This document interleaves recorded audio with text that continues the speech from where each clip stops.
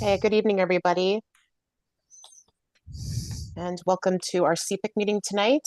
I will be your chair, Jennifer DiFrancesco, and I just want to start off with roll call. I'm present. Gabriella Berloni, Ward 2. Hey, good evening, everybody.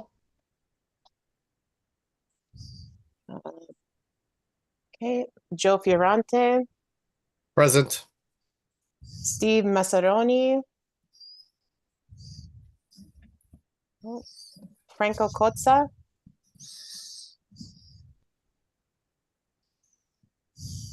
Franco. Madeline.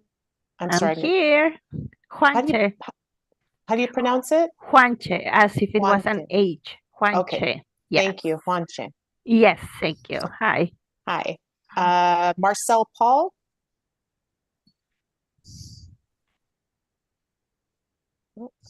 Eric Garcia. Sorry, I'm present. I was trying to unmute Marcel? myself. I apologize. Here I am. No problem. Hello, There everyone. you are. Eric Garcia. Yes, I see you. Rochelle Del Belcher. Rochelle. Oh, we have somebody in the waiting room. Or no. Okay. Brian Neruda. You're here. Okay. Leticia Caleri. No. John Del Grand. Here. Okay. Joe Perry.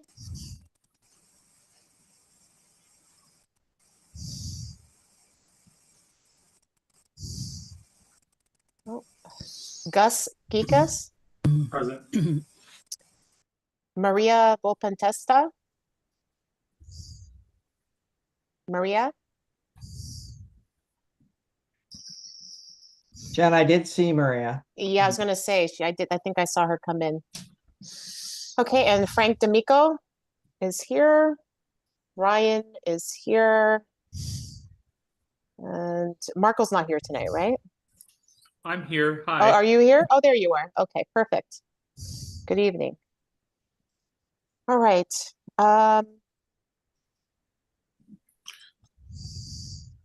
So opening prayer. Let me just change. Jen, Maria is here. Yep, Maria's here. Perfect. All right. And maybe we should just take note of the other staff and guests that are here. Yes. Sorry, everyone. Okay. We have Chair Nancy Crawford who's here. We have David Bellenduke. We have Ryan Putnam. Good evening. Carmen Giambattista. Gabriella is here now. Yes. I am. My link wasn't working and then it started working. Perfect. And we have Veronica Wazowski. Jennifer, if you can change my last name to Deck in your notes. D-E-C-K? D-E-C. D-E-C. Okay. Thank you. Thank you.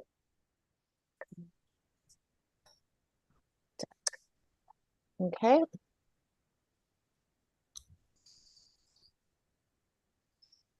And I have Rochelle calling me as well, so she might be having an issue with her link. I don't know if Joe, if you're able to message her.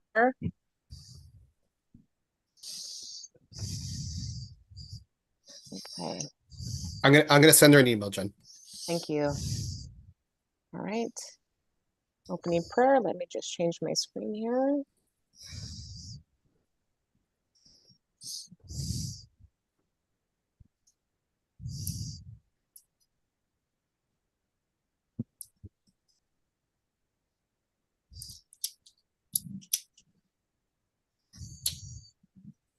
All right, everyone, if we could sign ourselves in the name of the cross, in the name of the Father, Son, Holy Spirit.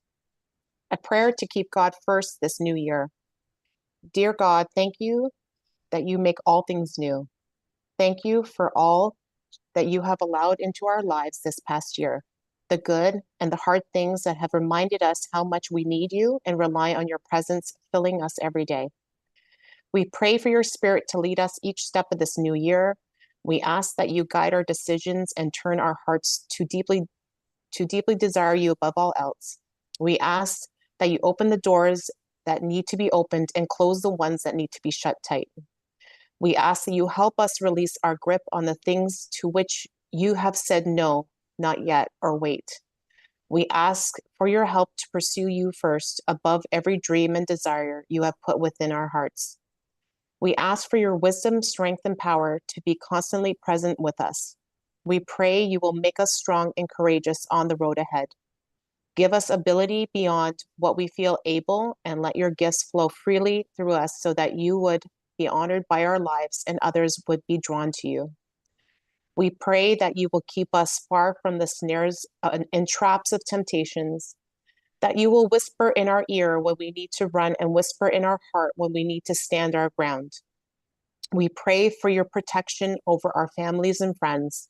We ask for your hand to cover us and keep us distanced from the enemy's evil intent, that you would be a barrier to surround us, that we would be safe in your hands. We pray that you will give us discernment and insight beyond our years to understand your will, hear your voice, and know your ways. Amen. In the name of the Father, the Son, Holy Spirit.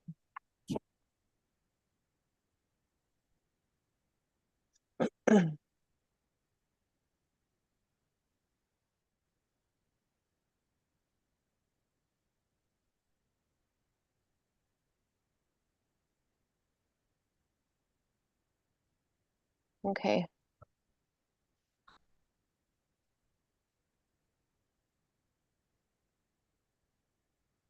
Joe, can you say the land acknowledgement, please? Would you like me? I think it's, do we have it up here?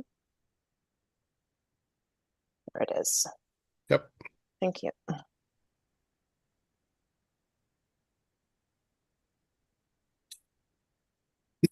Out of our deep respect for the Indigenous people in Canada, we acknowledge that all Toronto Catholic District School Board properties are situated upon the traditional territories of the Anishinaabe, the Haudenosaunee Confederacy, and the Wendat peoples.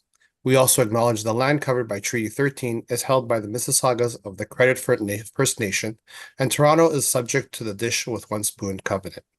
We also recognize the contribution and enduring presence of all First Nations, Métis, and Inuit people in Ontario and the rest of Canada. Thank you, Joe.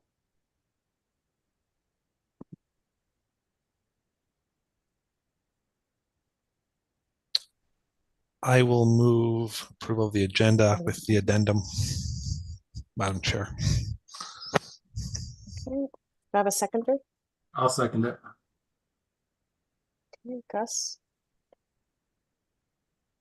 Anyone opposed?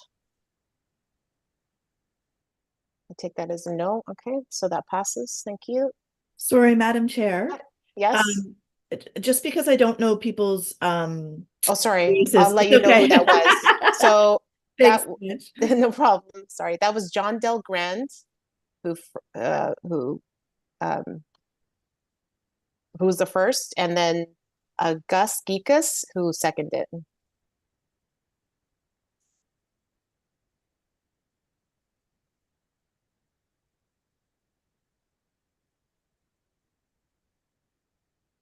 Great, thank you. Okay, and also, Mary, we have our OWAPSI representative who just came in, and that's Joe Perry. Hello. Okay.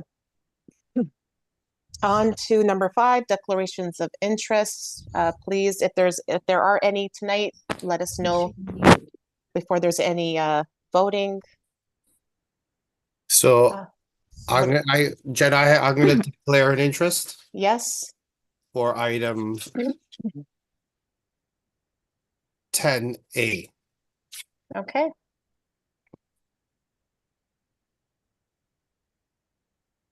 All right. Yes, that would put you in conflict, wouldn't it, Joe? Mhm. Okay. All right, I've noted that. Thank you. Okay, number 6, approval and signing of minutes of the meeting held December 11th, 2023. Can I get someone a first and a second, please? I got it. Gabriella. So Mary, that's Gabriella Berloni. And I need a seconder. I'll second it. Franco Cozza is seconding it.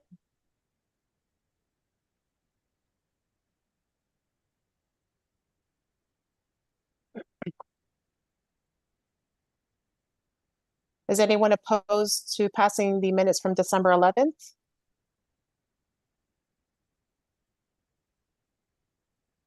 I'll take that as a no. Thank you. That's passed.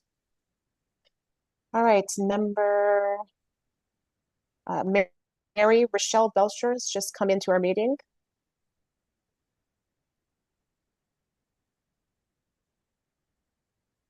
Okay, so number 7, presentations and reports from committee officers. Chair's report. Joe, you're going to do that one last. Did you make it? I did not make a report, so I'm assuming you have that. Yeah, I'll do it quick. Okay, thank you. Okay. So last one. Last one. As everyone knows, I have stepped down from the role of the chair. Because I've become an employee of the board, and as per our bylaws, an employee of the board cannot chair the committee. So since our last meeting, I know we were going into Christmas, so it was a little slower in terms of items to be done. The focus was mainly on transitioning the committee. So working alongside the vice chair, our superintendent of parent engagement, and our past chair, and making sure that the transition went properly, and also working alongside our new recording secretary, preparing minutes and agenda items, and getting her acclimatized to CPIC. So, and in addition, we did have a resignation. Our Ward 11 South member, Leticia Kaliri, has submitted her resignation, and we have accepted. So there's a vacancy there.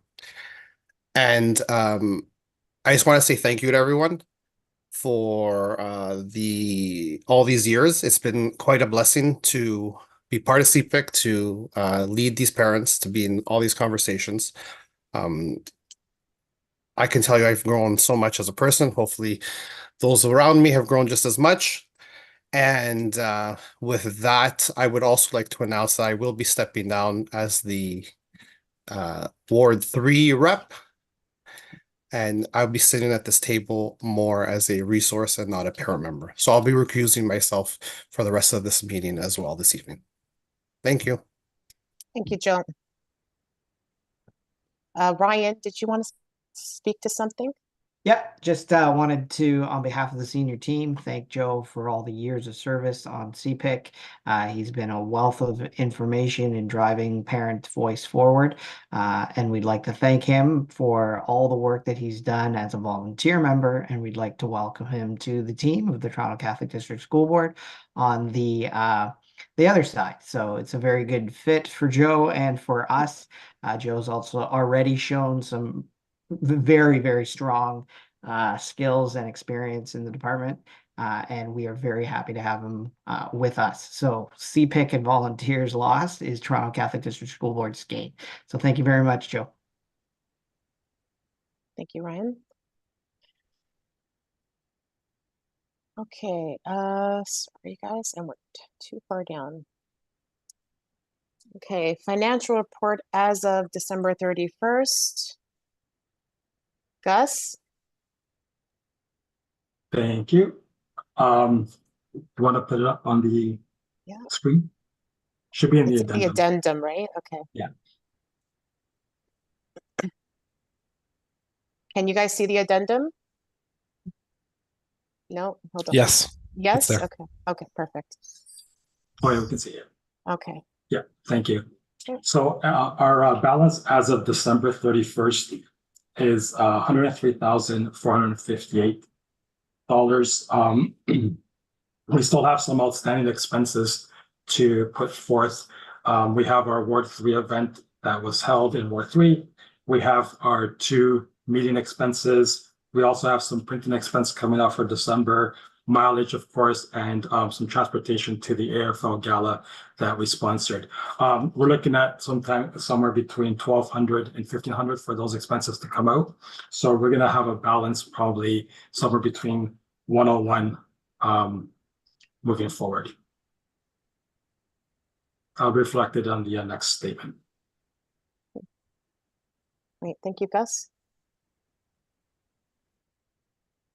Guys, give me 1 second here.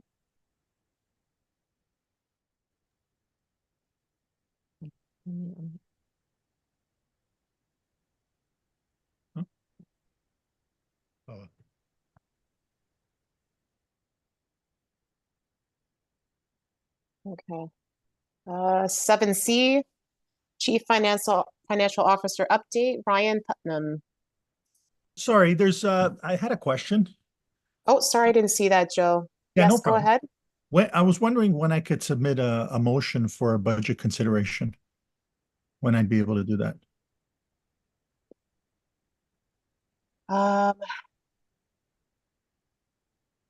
John, can I get some help on this for a second?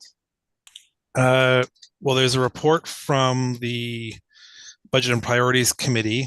If it's germane to that, something could be raised at that time. If it's something else related to a budget request, then that would have to wait for the next meeting.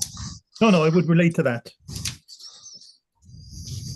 Okay, so then you can ask your question once that report is done. Okay, perfect. Okay, thank you. Chair, just before you move to the next report, I'm curious, are you going to put a motion forward to receive those? Oh, sorry, to receive the budget, yes. But also the chair report, please? Yes. I need someone to first and second the chair report. Yeah, Sorry, I guess I missed the first part of the budget. Did everyone approve the budget that we No, we had? haven't done that yet, Rochelle.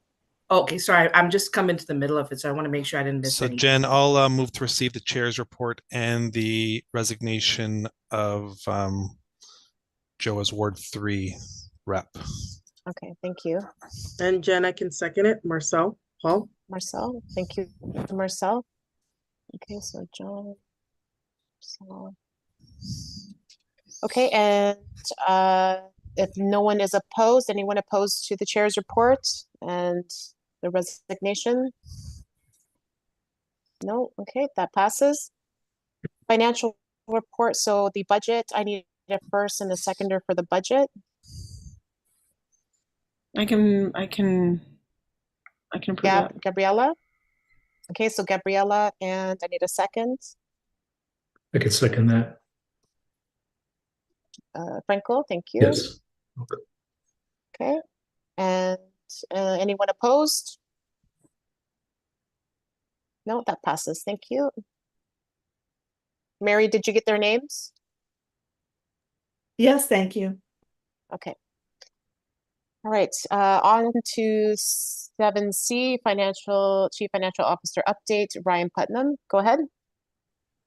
Thank you, Madam Chair. Appreciate the opportunity. And just for those of you that are interested or tracking, the game was getting tight, but the Bills have just pulled ahead. So anybody that's watching or a Bills fan, looks like they'll be moving on. Now you can focus on our presentation or our update without being concerned about how that game's turning out. Thank you, Madam Chair. This evening, we're going to cover a few areas. We just wanted to provide some updates. They'll just be verbal, and we'll just have some discussion. It's follow-up from our time with you in December. And I do think that not only with Joe's change in role and being at the table in a different capacity, we want to make sure that we're with you as well from a staff perspective as often as possible, so that we can work together, keep in conversation if there's issues that come up that we can talk them through, but also just to keep the committee informed of how things are going on a couple of fronts. Tonight I'll focus on policy, an update from the team, as well as we want to just have a bit of an update from the discussion in December and some of the motions that were tabled. Not necessarily in terms of action, but just to give the committee a sense of our first sort of take on that and discussions internally. And as well, I'll provide a bit of a budget update. I did want to start with the introductions, if I could just briefly. We've got the full team on this evening. Joe, of course, and thank you for Superintendent Peterson for the kind words. We're very pleased to have Joe join us on the staff side. I think this will be an opportunity to really serve the system in a different capacity, but I think it'll benefit all of us. So we're thrilled to have Joe with us as our supervisor of CSPC reporting. We also have with us our senior manager of the school finance support team, Veronica Deck. Veronica has been with us. In fact, you know what? I'll actually let Veronica, why don't you just introduce yourself and give, if you don't mind, Madam Chair, just 20 to 30 seconds from each of the three members of the team that are here, just so you can get familiarity with them, understand who they are, their background with TCDSB, because you may be seeing them on occasion going forward. So Veronica, could you introduce yourself? Yes, thank you, Ryan. Hi, everyone. I'm Veronica Deck, the senior manager of the school finance support team. I've been with the board. I'm on to my 5.5 years, and I started off as an officer school banking specialist.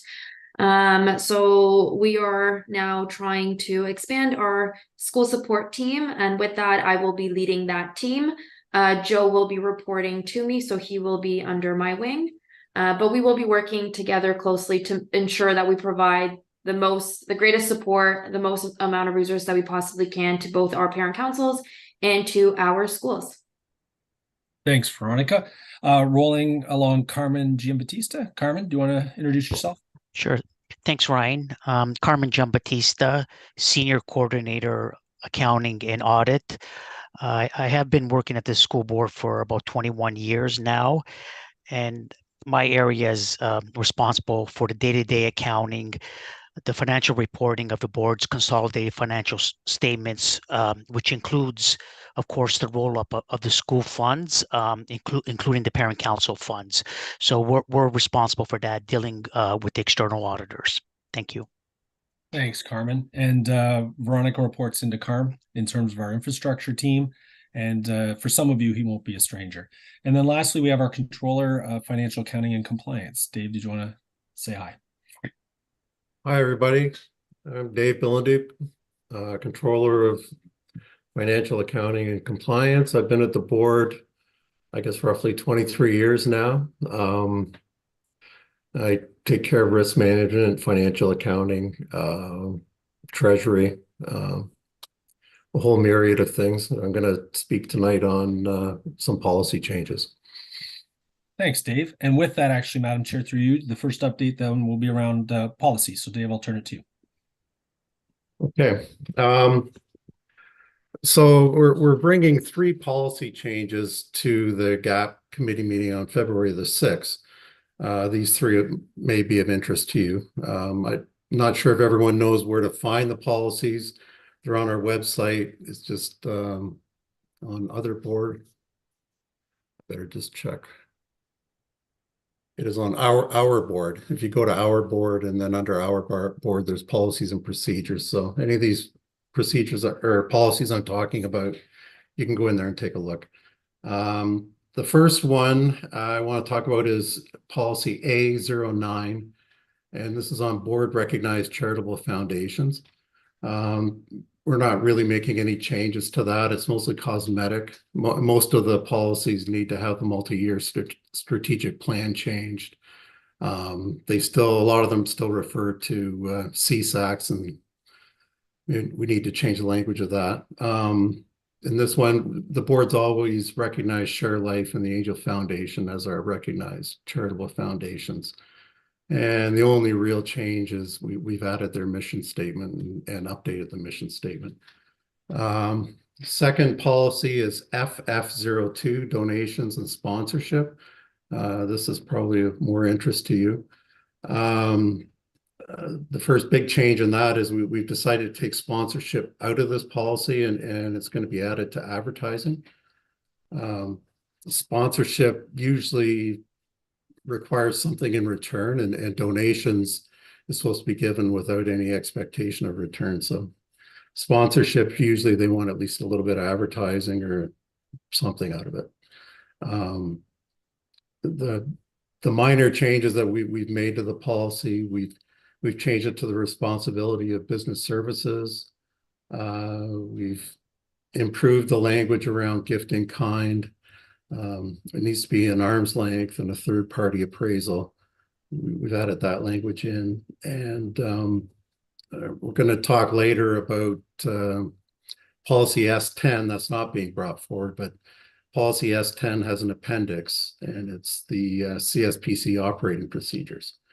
So I'm referring to these procedures in a lot of my policies here because there's little bits and pieces that apply. If you need to look it up, it'll be there.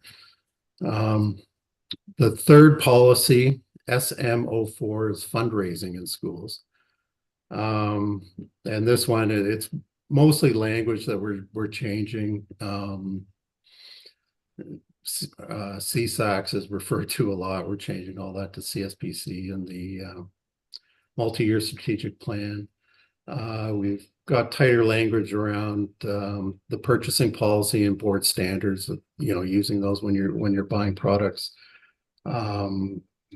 We're having tighter language around you need the permission of the principal. We have a 2-signature policy. There's usually 1 signature required from the school, be it a principal or vice principal, and a 2nd signature from the CSPC, which is usually the treasurer or the chair. Most bank accounts only have 1 signature spot, and in the case where it's a combined account where just the principal signed, there is no spot for a CSP signature. So we've added language so it's very clear before a check is signed what is required as far as meeting minutes, permission to purchase things. So that language has been strengthened. And we've also added the CSPC annual general meeting. You need to have a fundraising statement, and it needs to be posted on your website, and it needs to stay up there for 4 years. And that's it. If there's any questions. So through you, Madam Chair, if there's any questions for Dave, this sort of our first tangible update to you. We can also provide, there's in the final sort of review stages right now with myself and legal, and I should have explained that our policy file now is under the carriage of our Chief Communications, Shazia Vlahos. So Shazia will be also reviewing our policies, but we can circulate them ahead of them being on the GAP agenda. And if there's anything of interest, Dave can certainly take questions as well. Brian, I have a question from John Delgrand. Go ahead. Thank you, Madam Chair. I guess the request or motion might be that whatever the trustees decide, that if the summary of those changes can be brought back to CPIC to review to ensure that they're parent-friendly language to the parent councils before they go out. I'm assuming most of the changes are innocuous, as you've suggested, and that nothing else substantial will come out. But if there's pieces that obviously strengthen the financial reporting, other things, and those are good things. For you, Madam Chair, to Dave. I believe we're going to try and get the policies out to you before they go to the trustees so that you can have a look at them. You probably won't be able to interfere or have comments on it to the trustees, but you'll certainly see them before the trustees see them, and we'll pass on what's been passed by the trustees and approved. Yeah. I think the other thing too is the accompanying reports. This is for any of you that are sort of new to our policy infrastructure. So every policy that goes forward does have an accompanying report that outlines the changes. And within it as well, I think, John, to your point, we're just going to make sure then that the policy reads that it's understandable to all. And yes, the changes are primarily housekeeping, strengthening, and there's nothing that sort of changes our current arrangements. Otherwise, we would have done some more input up front and receive feedback around could we go option A or option B. This is just tightening, and it's just good practice every 5 years to bring policies back just for refresh, even to have our templates updated for AODA compliance, etc. So that's our first update, Madam Chair. Hold on, Ryan. I have another question. Yes. Gabriella, go ahead. But just out of curiosity, any changes, and I see this being valuable, particularly for new CSPC, it's especially, for example, with fundraising statement, if that's being added as something that will need to be there and to stay up for 4 years, perhaps it would be valuable if it doesn't already exist to account for perhaps training or development for CSPC, how to do that, how to have that be in line with goals, perhaps how to even create the goals without making the assumption that people, have those tools. That might be something that might be valuable to add. And I don't know, to be honest, if this is the forum for that, but that's just what came up for me right now. And that's what, in each of these policies, I'm adding a reference to the CSPC operating procedures. And we're just every year, we're going to update the operating procedures, and it'll be things like that. And if further training is involved, Veronica's group, that's what we're going to be there for, to come in and give you a hand whenever you need it. Okay, thank you.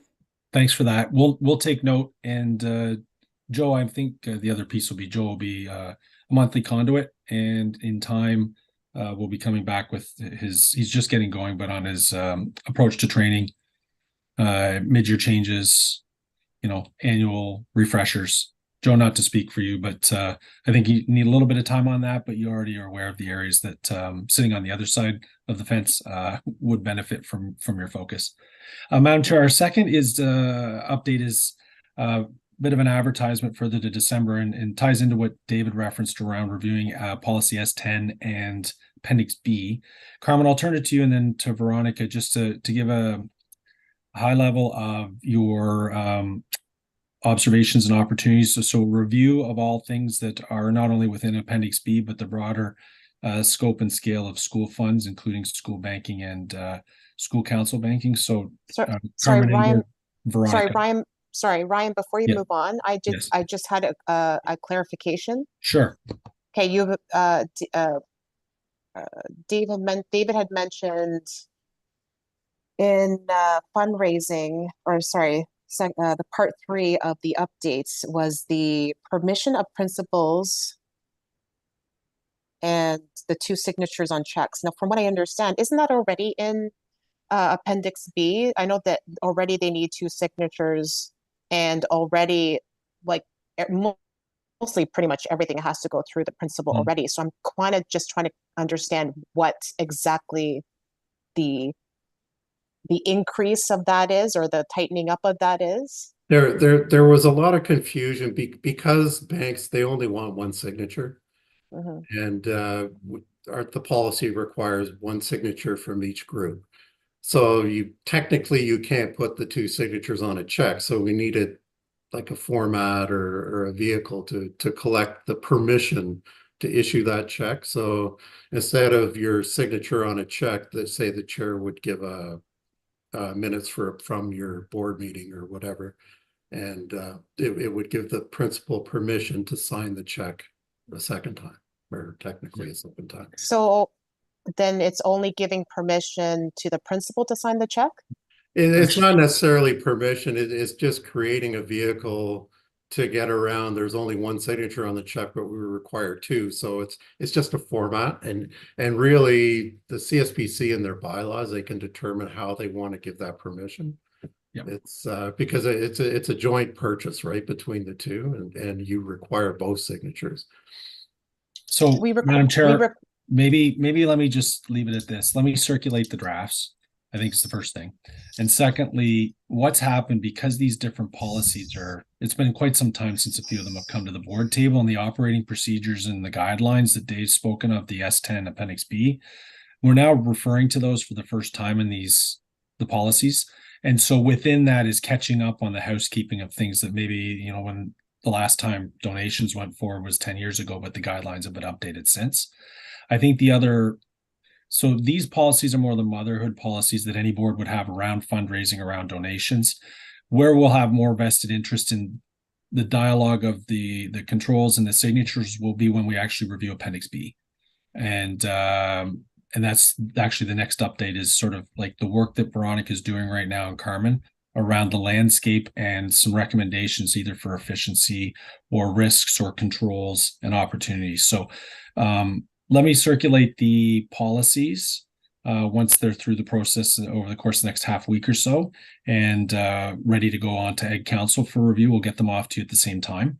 And if you have any questions, you can just reach out to Dave directly. That'd be a suggestion for now. So maybe if I could, I'll just go to Carmen and or Veronica. Carmen, just to start, and then Veronica, if you have anything to add on your, it's been an ongoing exercise, your O&O R&R report. Yeah, thank you, Ryan. As we discussed, it's been several years since we've last updated the parent council operating procedures and guideline. So we thought it was appropriate to update those guidelines. And through that process, we've gone through a thorough review of. I guess we've come up with a document where we're going to provide like an overview, observation, and opportunities to both improve the way school banking is conducted in the parent councils, just to provide some consistencies, some areas for improvement, and to mitigate some of our risks. It's a document that we will be sharing. I think Ryan, you mentioned we're going to be reviewing it internally and also bringing it to our audit committee for their approval and their recommendation. And then at which point in time we will be sharing it with the parent council, with CPIC. Yeah, thank you. And maybe just Veronica, I'll come to you in a second, just sort of maybe you can give a high level of the areas you're looking at without getting into the details this evening. Yes. So, Madam Chair, our plan is staff is just doing a global review right now. With Joe joining the team as well, we of course want to have time for his eyes and his lens on it. This will not move to GAP. Any changes we'd be contemplating for the operating procedures, we would come back. First, we'll go to Education Council and Directors Council, then we'll be at Audit Committee for feedback, but then we'll also come to CPIC before we then move to the policy changes. Okay, so right now this is more an internal report that's being prepared for February audit. It'll go through the internal stages, covers like 6 or 8 different areas, everything from operating opportunities to risks. And Veronica, maybe just give a little sense of the areas you're looking at. I will say as well, when we come back for conversation at CPIC, some of it will be for input and discussion, and some of it will be for information as we get feedback from audit and review our overall need for consistency. But Veronica, maybe you could give a highlight of some of the areas that you've been looking at. Okay, thank you, Ryan. So as Ryan or Carmen has mentioned, this report is really a culminating report of all of our observations of inconsistencies and inefficiencies related to school and CSPC banking. And with these risks, with the observations that are highlighted in the report, we identify all the risks that are associated with those observations, and then some of the recommendations on how we can mitigate those risks. There really is about 9 points, some of them going from training to lack of insight into schools and parent councils that are not with CIBC, to the lack of segregation of duties at the school, schools not being current with banking responsibilities, schools still handling significant amounts of cash and checks despite having school cash online, CSPCs not being compliant with reporting, lack of access to parent council documentation, the reporting and banking, lack of control and insight into schools and parent councils with their own charitable numbers. And we've identified a couple over the last year. And lastly, some of the nutrition coordinators, them not being compliant with board policy and being paid high honorariums. So all of this will be consolidated into one report. And as Carmen and Ryan have mentioned, it will be shared with CPIC. Thank you. So with that, it's an update or an advertisement this evening, and I do commit to CPIC that we'll keep you apprised of the proposed changes when it's appropriate, and as well seek your input for anything around making sure we have an understanding how it would land. And I think we'll just go from there.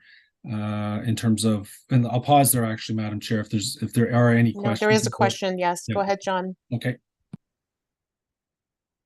Sorry, I have a motion in the chat, but just before that, I just want to get one further question. I understand there's been a change in terms of the pro and PIC grants, that they will be deposited into the school, I guess, school council's accounts. And then instead of requesting the funds, you'll basically report on what you did. I just want to get clarification on that. So does that mean that the board will no longer report the balances of those funds anymore, because you'll have no idea really what's used or not used? You know what, I can start with that. No, it's just, this is matter more of the housekeeping of, rather than having, so PIC and pro funds will still be available. We're just going to front end load them and then have a report back process.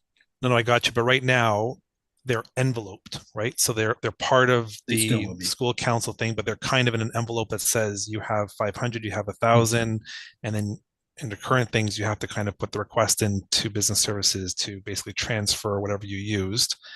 As I understand it, then you're taking away that, call it barrier. But then how will then everyone understand in terms of what those councils have in terms of funds? And the particular interest of CPIC is to ensure that funds are being used and to work with schools that have accumulated funds. And then I guess my other lens from an audit lens when I was a trustee was, then how do you know the councils are going to make sure they know that's enveloped and it won't fall into just their regular overall monies that they lose track of? Sure, thanks. If I could, Madam Chair, there'll be an accountability, but it'll be at the back end. So the report back. So in terms of schools and absorbing it, it'll be like, not unlike the ministry when they give us money for special purpose. If we can't report back on it, they clap back. And in that case, it would roll over. I think as well, there's a vested interest from Associate Director Delamora and all of Education Council to put more focus on making sure PIC and pro funds are used during the year. Superintendent Peterson continues to provide support and direction to the principals as well, just encouraging different opportunities. We will continue to report. There will be a bit of a lag because of the fact that we're front end loading it, and then we'll be waiting on the report back process. But what will be nice about that is that we can keep a current running balance, but that we're not having to transact cash and payments multiple times for the same, against in increments against the 500 or 1,000. Right, we've at least cash flowed it out, and if there's any recovery at the end, but we'll make sure that, and Veronica, if you've explored it already on how we'll stay current, upon sort of a submission, as a school uses the money, they can send it in, and we can just keep the running balance current, but we're not doing multiple journal entries. Yeah. So I think that, like I said, it's a good and bad scenario, right? Good, they one less thing to have to do or request, but obviously the accountability is still there. So you've not transferring the funds, but you still got to report on it. I think it would be prudent to make sure that CSPCs understand that, and the training to treasurers should be that they should envelope it in their reporting so it's clear and doesn't get swept up with whatever else is going on, right? So because it inevitably will. When treasurers change, things go on, you'll lose track of what was where and then you'll be in trouble at the end when the board's looking to claw back something or know what's going on. So I think it'd be prudent to make sure that that's done in whatever mechanism that is, because again, it's from the council tracking it. But I want to make sure we don't lose that, because that will make sure there's accountability within the council and the members to know what was for what. But then also to make sure that then the board's got a traceability back to kind of ask the question if it comes up to say, school A, well, do you still have your stuff, or maybe the superintendents may ask periodically what's going on, so they have a feel for our schools using it for the intended purposes that they need to be.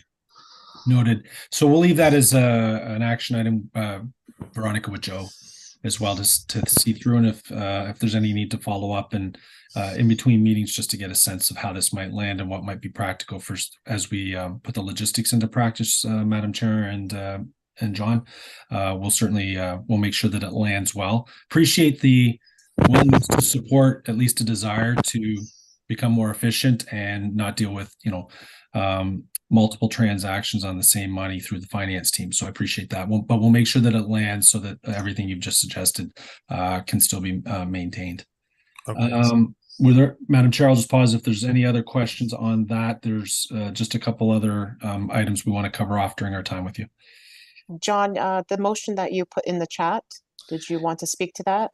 Yeah, well, I'll let Mr. Putnam finish anything else, but I guess just Thank you. in anticipation of that, it's just a motion to receive the CFO's report and invite business services to come back to CPIC on approved changes by trustees and further input on the S10 CSPC financial procedures.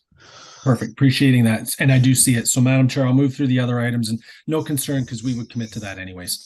The next, we just wanted to speak briefly, I'll turn this to Joe, is within the December meeting, there were some motions, I guess, whether it's referral to staff or what will be recommendations to board. We just want to let you know that, again, in the spirit of receiving those requests or suggestions, I know some of them are longstanding. Joe, I'll just turn it to you for that you've done an early blush, and we don't necessarily have resolution to all of them, but we just want an assurance that we do action after these meetings, and Sure. We'll be moving ahead. So over to you, Joe. Perfect. Thanks, Ryan. So I'm just going to speak to the motion that was put out at the December's meeting. So I'll take it point by point for anyone who doesn't have it in front of them. Point one was that business services further supports CSPC fundraising activities by providing direct report access to CSPC SAP transactions and donation details and breakdown of EFT deposits by activity. So I've started to look at this piece, and at the moment, principals are the ones who have access to this management report. So we do want to get a little bit more information from CPIC to see what the drive is behind this document, purpose, frequency, that sort of information, just to determine how we can try to fill this need. But I know there have been changes in SAP reporting and some enhancements in the KEV system that will take the donation piece and put the reporting in that direction. So we're going to look at that as well. And then we can come back to CPIC with that final piece. The second point was that board build a fundraising and financial FAQ on the board website. And again, tonight we've already started to speak on that. Starting with the review of SM04, our fundraising in schools. We'll be updating Appendix B accordingly. And as we're going through this review, we're going to pull out some important points throughout the document. We're going to kind of look at it from a perspective of a new CSPC member, a new treasurer, or even a new administrator who wants to kind of get their feet wet, but doesn't want to kind of dive into the full document, right? And even use it as a refresher, right? For those of us who, there's a lot of seasoned CSPC members around the table, but sometimes you kind of, that piece of information is at the tip of your tongue, you can't get it out, and, it's usually in the FAQ. So we'll be doing that and putting that together. The other piece is if there's any specific area from CPIC that you want us to focus on, or any specific questions, we'll take that as well and use that into our FAQ. So if tonight, again, any feedback, you can send it directly to myself or through the chair, and we can deal with that. So number 3 is that principal training continue on providing transparency on school budgets and financials to parent council. Veronica, do you want to walk through this one, or? Sure. So training for principals and administration has really been an ongoing initiative, especially this past year. We've really been trying to offer more training sessions, not only for new admin and like new principals, new secretaries, but also for seasoned ones, just to get a refresher on any policy procedures related to school banking. So we are building out our school support team. We will have a total of 4 finance officers. With that, each finance officer will be responsible for supporting 50 schools.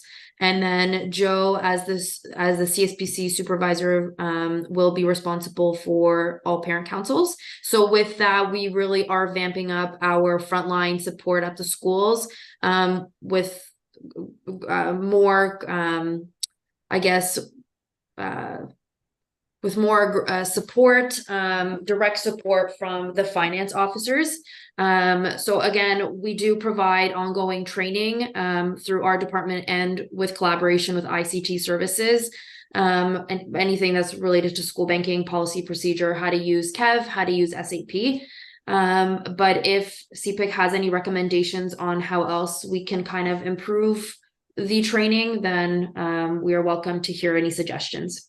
Thanks, Veronica, can I just say something to that? Yes. Yes. Okay, so the training that you're speaking of is just for administration and like staff and principals in the school, right? Is that what you're talking about? That's correct. And Joe will be, as he gets comfortable, and he will be providing training for treasurers and chairs. Oh, as well for School Yes. Cash Online. Yeah.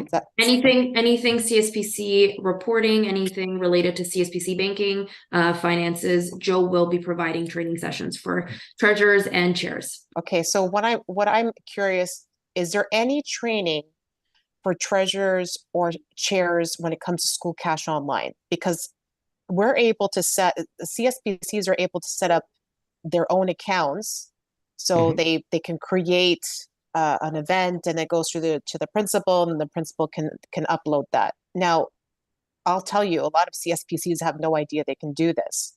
So will there be going forward training for them on that as well? Because we have to train ourselves, basically. Right. So Jennifer, if I can speak to that, a lot of principals aren't comfortable with providing access for their parent councils to be creating their own items, which is why maybe a lot of parent councils might not know about it. I know that we promote it. It's called School Cash Express all the time when we're at the schools. Again, a lot of principals have shown that they're not fully comfortable with granting that access to the CSPCs. We do have videos from KEV that show how to create items and how to run those reports. But Leslie and Gloria from ICT Services, they do provide training to the schools. I don't know whether they provide it to parent councils, and I'm not sure whether Manuela did in the past. Yeah. So can I make a suggestion, Madam Chair? Sorry, just because I was going to support staff on these comments. I think right now, and I've said this to Veronica and to Joe, we're going to have to be patient in the scope of what we attempt to solve all at once, right? This is going to be a bit of a movement, not an event, as Joe joins and Veronica gets into adding the extra members. We're going to be looking for identification of training requirements for school secretaries, for administrators, for CSPCs. Joe already knows a lot of that from his work with you guys, and Veronica from the work she's been doing on the school banking side. I think one of the other important elements will be, there will be some recommendations within the report going to audit, and then by extension reviewing Appendix B of S10 that might otherwise inform as well training requirements. There might be certain things right now that are in practice that aren't going to continue to be necessary. We may or may not be ready for it.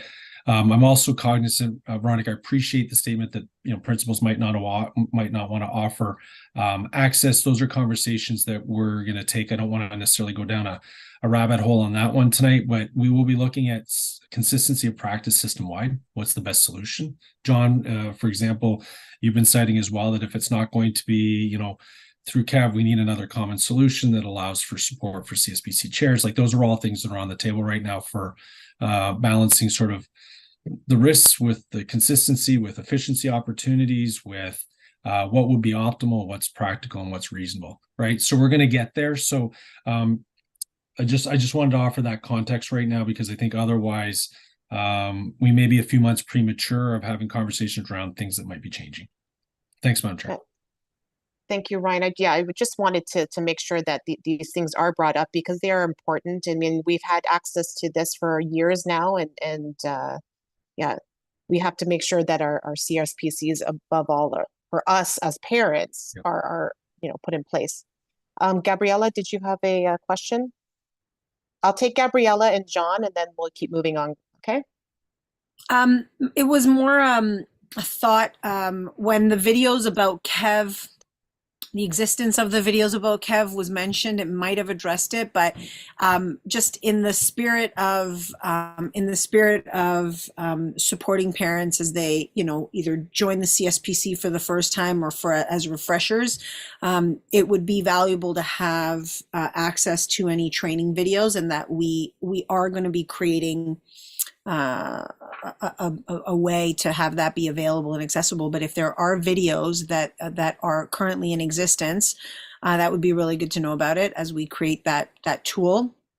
And additionally, as new training comes into place, perhaps new videos, or sorry, not new videos, new Zoom trainings and whatnot, perhaps offering that they either be obviously recorded but also edited for future reference would be a really great way to have that be accessible ongoingly. So it was just, that was the thought, and there's nothing really to do with it right now other than if there are current videos, if there's a place that they live, that would be good to know, because I don't know that it's readily available to us at this point. Absolutely. So I think, again, that's thank you for flagging it as a takeaway for staff. I think our commitment will be, and I think you'll get a sense, is we'll pick our next priority, and one of the things that Veronica and Joe and Carmen can come to you with at some point, and it can be sooner than later depending on their readiness, is sort of what's our immediate training needs and what's sort of our longer term vision. Developing sort of the annual rolling, and Joe, I think your goal over time too, once you get everybody sort of to a level of sort of lowest common denominator of capacity and consistency of practice, then we can look as well at, when there's changes, all of those types of things, and providing some one-to-one support. I think the other thing too is on the 50-to-1 ratio with the schools on their school secretaries and the principals. That's going to allow an officer to become a little bit more, make a connection and a little bit more intimately connected with the school, and be able to give us almost on a monthly basis. They'll be at least a touch with each school a month now, and we'll be able to get feedback. And as well, I get, feedback from time to time from principals or from area SOs or from trustees as well. I'm just saying, hey, I was at a meeting and, it was kind of, it wasn't clear that people were really comfortable, or, some training might be required. So we're trying to make sure that we can cover all that off. So yeah, thanks for all these ideas, and it will be a movement, not an event, and it will be a reciprocal conversation for sure. Madam Chair, the last area I was just going to focus on was just to give you 30 seconds on the budget. So when we were together in December, I mentioned we were taking our revised budget to trustees. It was approved on December 15th. We have staked out our $58 million deficit now. It is a structural deficit. There's 3 areas of underfunding from the province that I spoke of previously: sick leave, the school closure moratorium, and statutory benefits just being not funded for the last few years. Ministry's aware of that. We've had a good meeting with them as a sort of a start the process and start to get a sense of what their response will be and the requirements of us. I'll be providing the annual CFO overview to the Board of Trustees on January 30th at board and public, and I'd be happy to come back in February and provide any updates at that time. We'll then start the process of whether it's consultation, awareness, whatever. We're going to have to get a sense from the province first of what they're going to expect of us this year, and I think that then will inform our consultation and our inputs and our communications. So more to come on that. Just wanted to make sure that that CPIC remains a primary stakeholder in those discussions. Thanks very much. Thank you, Ryan. John, I know you had your hand up before, or did you want to say anything, or? No, I'll just I guess we need a seconder to that preceding motion. Okay.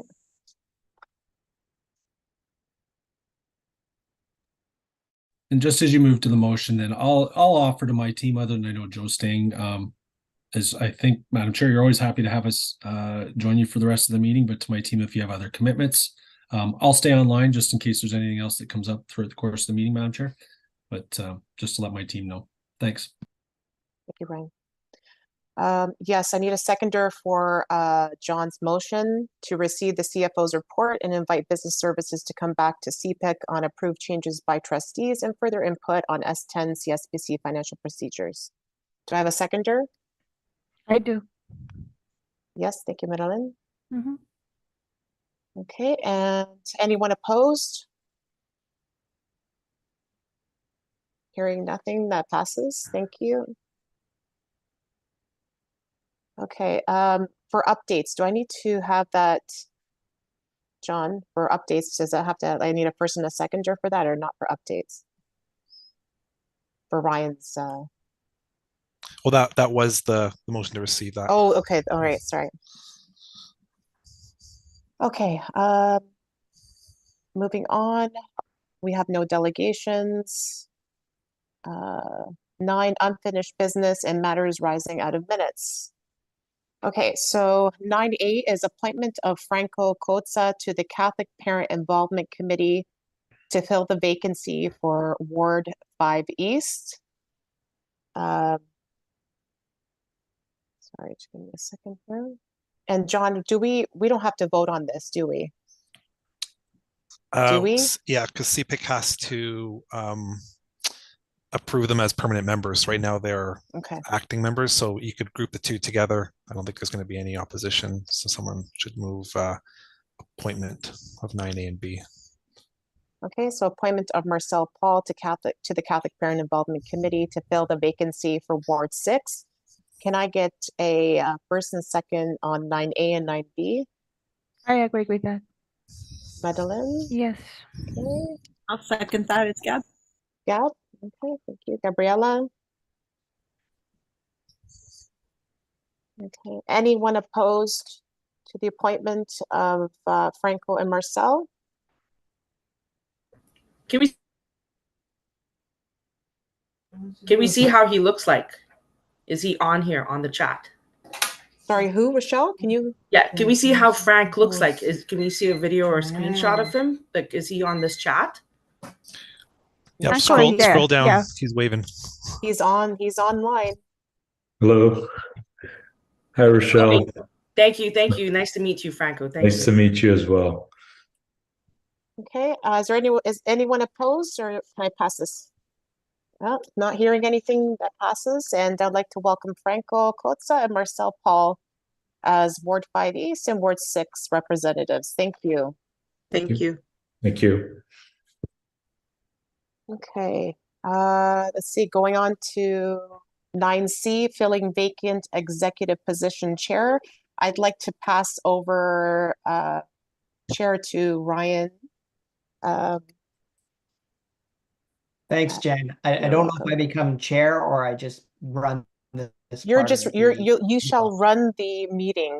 I shall run the election for chair. Okay, so we're just thanks everybody, and thank you CFO Putnam and your team for coming to CPIC tonight and giving us those updates. There's always good information from Ryan's from CFO Putnam's group. So we have a unique situation here where our chair is resigning from being chair, so we need to elect a new chair. So I'm just going to read through some of the duties of the chair, and then we'll conduct an election, okay? The chair must be an elementary parent member with a 2-year term as required by the Ontario Regulation 612, Section 38.8 and 43B3. To qualify to serve as chair of the committee, a member shall have at least 1 year of prior service on the committee and shall be Roman Catholic.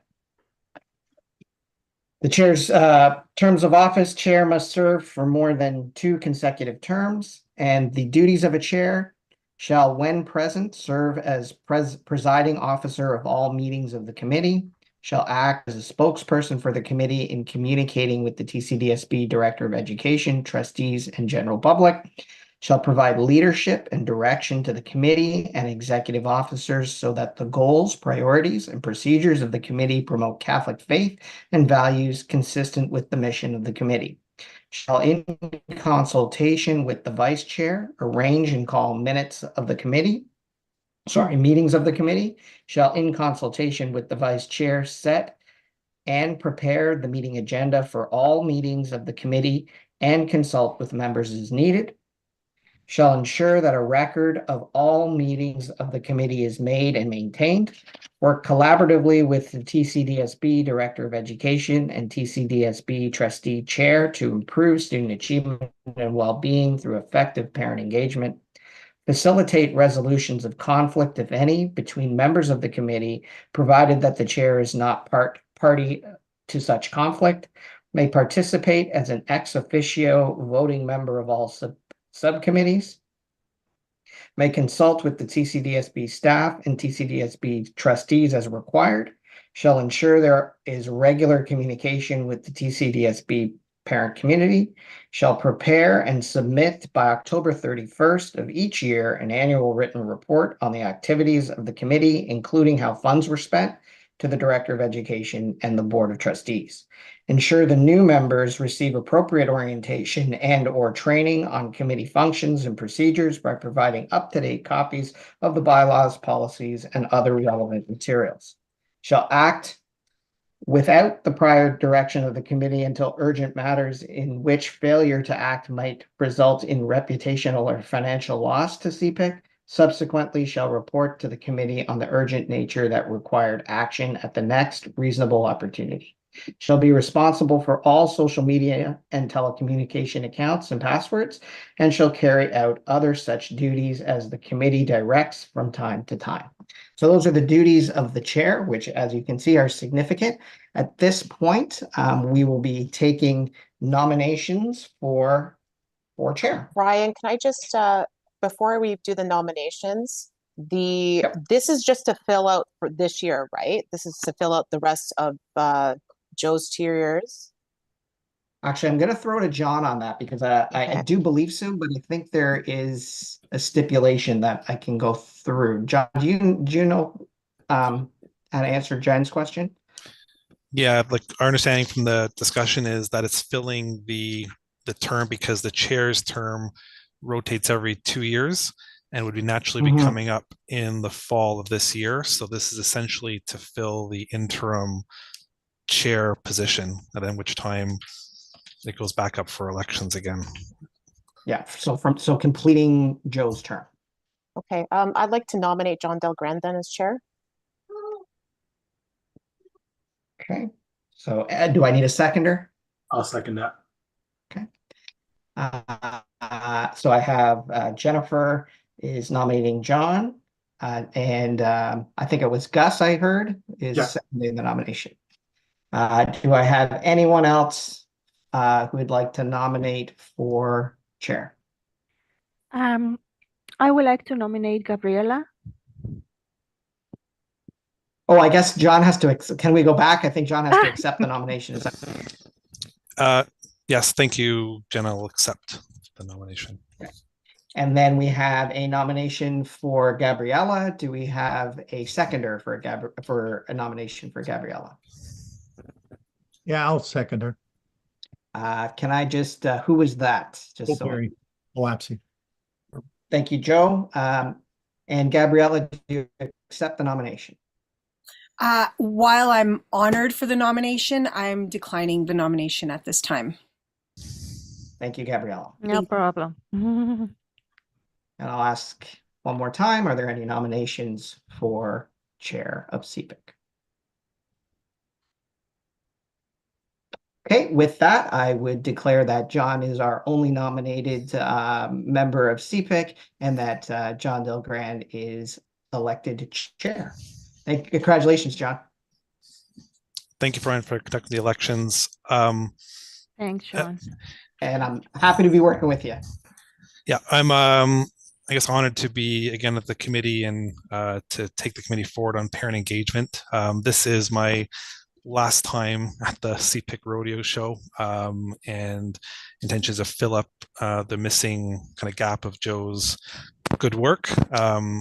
Obviously, I've got a pretty good understanding of the bylaws and procedures and policies, but that just helps the committee run. But obviously, at the end of the day, is make sure all our members have a good opportunity to contribute to move forward parent engagement. And I look forward to working with all of you, some of which I've worked with before in previous terms, and others who are new. I look forward to that. So John, at this point, I think you take over. Is that correct? Because we don't need to fill any other That's spot. right. Jen still remains the vice chair of the committee, and all other positions are fine. Thank you all for making that easy for me. Thank you, Ryan. Sorry, Mr. Chair, just to flag, I apologize if I missed it. Was there there's the motion to get the nominations, to get a motion to approve. Sounds like a good idea, CFO Putnam. Can I have a motion to approve the election of John Delgrand to chair of CPIC? I'll be Gabriella was our Jen and Gab. Yeah. First and second, Jen and Gab. That all in favor? Or any opposed? And that carries. Thank you, CFO Putnam.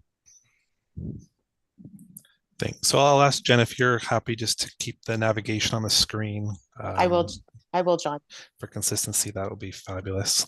Okay, so we'll move on to notices of motion 10A, which was put forward by me, the Vice Chair. Yes. That's on page 12 of the agenda. Oh, go there.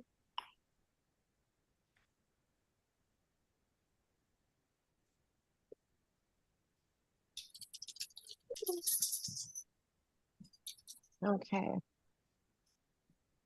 We did speak to this a little bit at our last meeting, and Ryan Putnam is aware of the intent, but I just wanted to make sure that this motion is in the record. So it is the subject CSPC and electronic funds transfer EFT. So whereas we are now in the electronic age and electronic banking is now an accepted and everyday practice, whereas Catholic school parent councils are using checks as recommended in Appendix B of Policy S10, but it creates unnecessary cost and waste of volunteer time. Electronic banking creates a more efficient council and allows volunteer parents to be more effective in their roles. Whereas using electronic fund transfers is also environmentally sound. For example, it cuts down on the use of paper and printing.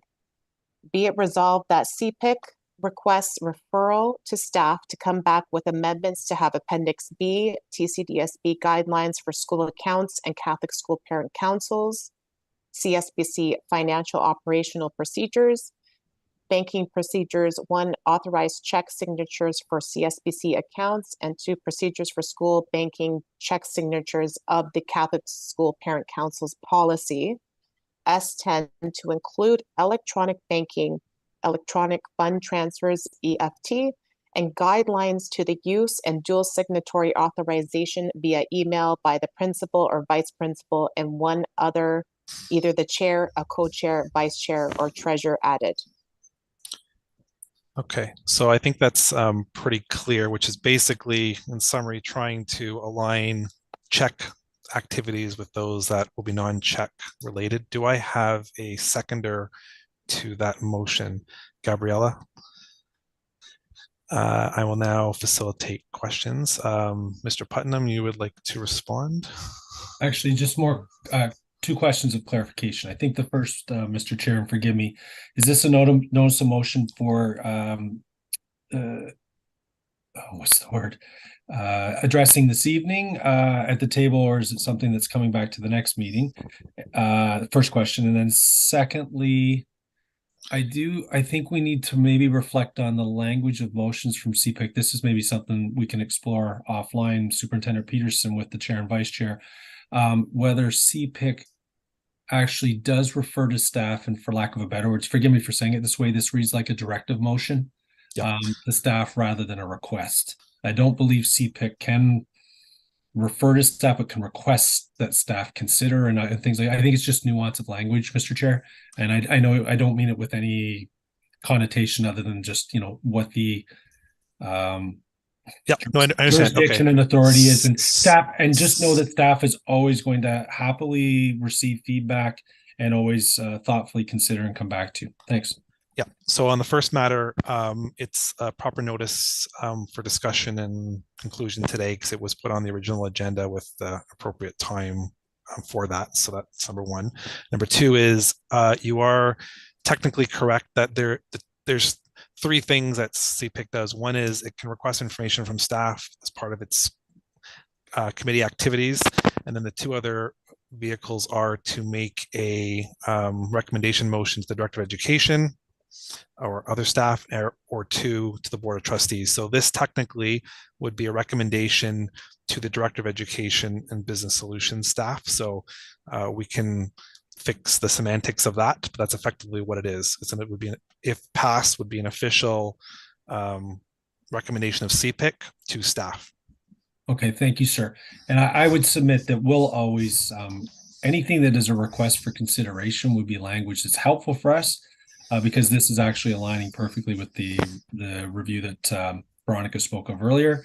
And of course, we'll be able to come back and give thoughtful response to it and seek input if there's any opportunity for dialogue.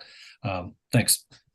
Okay, so with that, I'm happy to take any further questions or amendments or comments from other members of the committee. Just put your hand up or just speak up. Just going to have to search through the names. Okay, seeing none. Oh, Rochelle raised her hand. Rochelle, go ahead. Yeah. I just wanted to add in this motion, but it doesn't have to be, is that it actually helps look for records easily when you have it as an electronic document. Right? And if 7 years in and someone wants to look into it, at least you can look for that transaction when it's electronically recorded versus having mounds and mounds of paper to look through.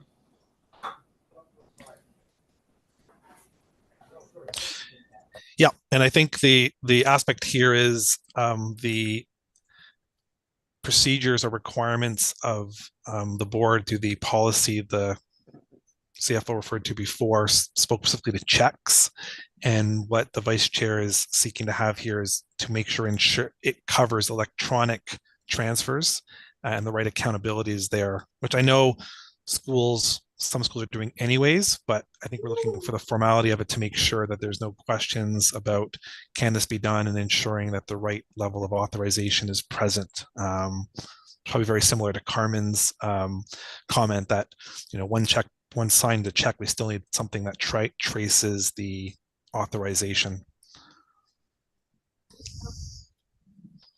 Okay, so that means it is an option that exists where people can do it electronically, except that it's not outwardly. Well, yeah, I think it's we know it's being done today, but it's not explicitly permitted in the policies of the board.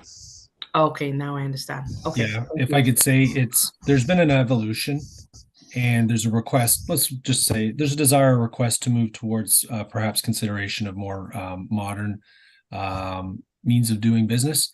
And we'll capture that under the global context of the review of the appendix. And that would happen anyways. And depending on which direction we go with certain observations and opportunities, we'll be in a position to then respond to this. But there are things that are occurring right now that, to the chair's point, committee have gotten ahead of the work and the housekeeping on the guidelines. I don't also want to presuppose at this point that we'll be able to support everything that's being asked for here. It's possible that we might have rationale, but at least we come back for some thoughtful dialogue.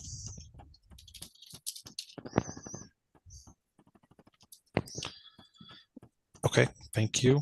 With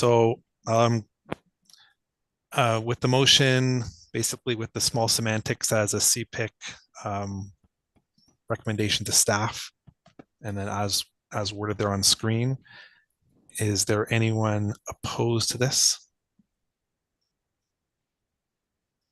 Okay, we'll take that as unanimous. Thank you. Okay, next one is item 12A. Okay, page 13 and 15 of the agenda package. So this was deferred from the last meeting. It's probably the meat of the items today, which is the Parent Council School Messenger Communication Protocol. And this originated from original recommendation from CPIC a while back. And then there's been some responses from staff, and we're looking for CPIC's further response to that. I don't know if Mr. Peterson, do you want to just to speak to in terms of where it's sitting in the board's So thank you through the chair. My understanding of what had happened, and since CFO Putnam's here, he may also be able um, to recommend. This went to board discussed, and then within that conversation, wanted staff to develop a protocol, and then that protocol come back to CPIC for further consultation.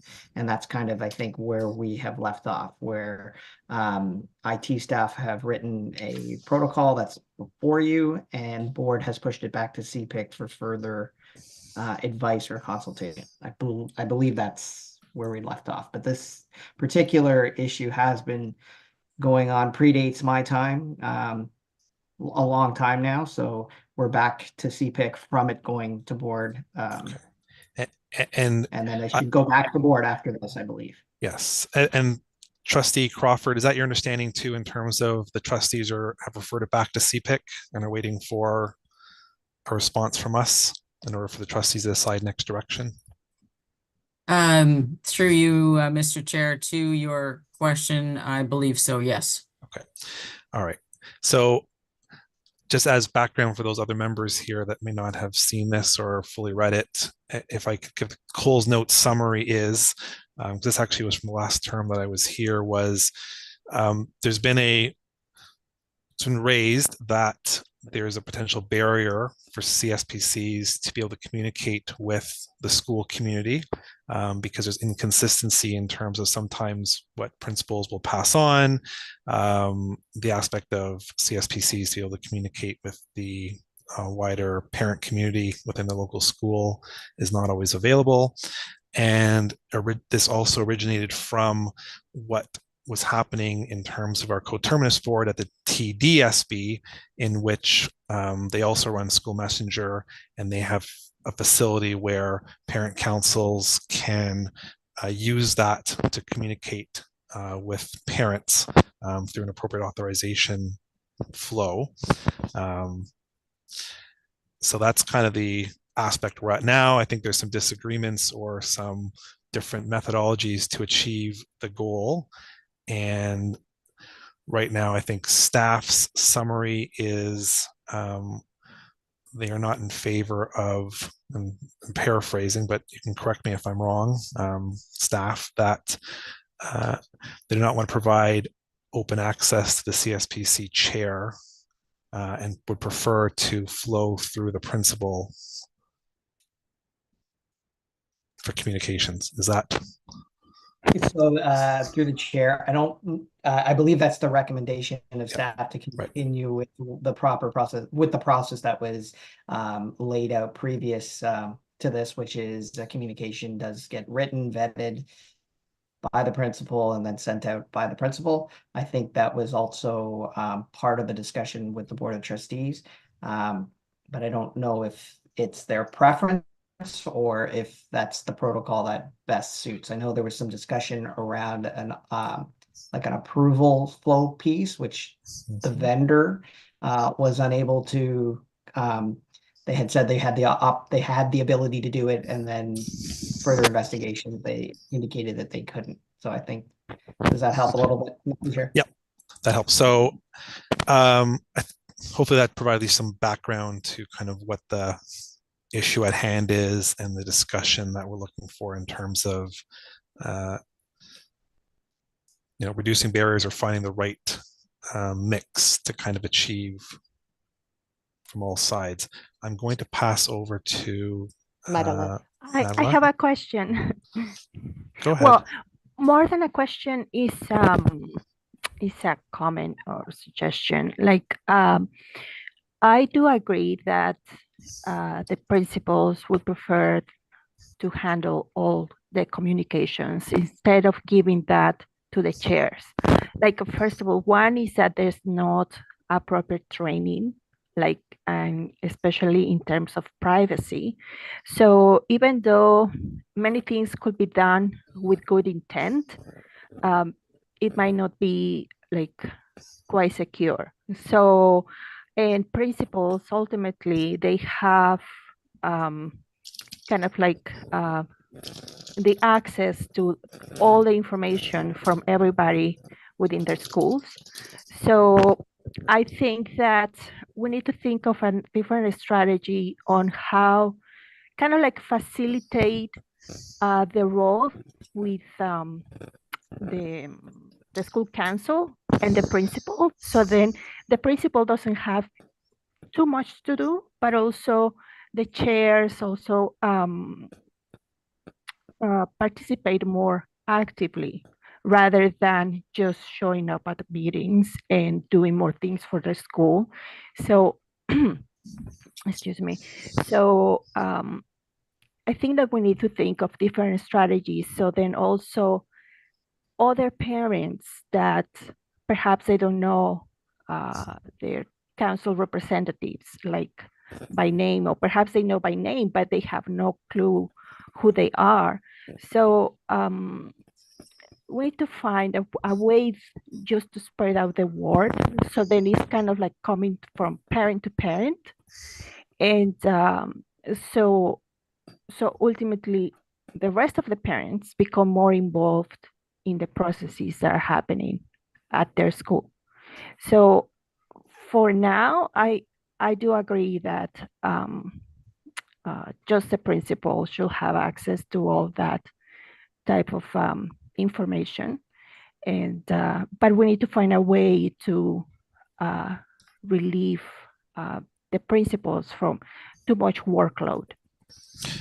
John, sorry, can I just, because I can't seem to put my hand up on my screen when I'm sharing. I think because you're the, so just I'll let you speak, Jen, and I put in the chat the link to the Toronto District School Board process. I was just going to bring that up because I think you know, Madeline's new here to our CPIC council, and there are things going back years that we've been dealing with this.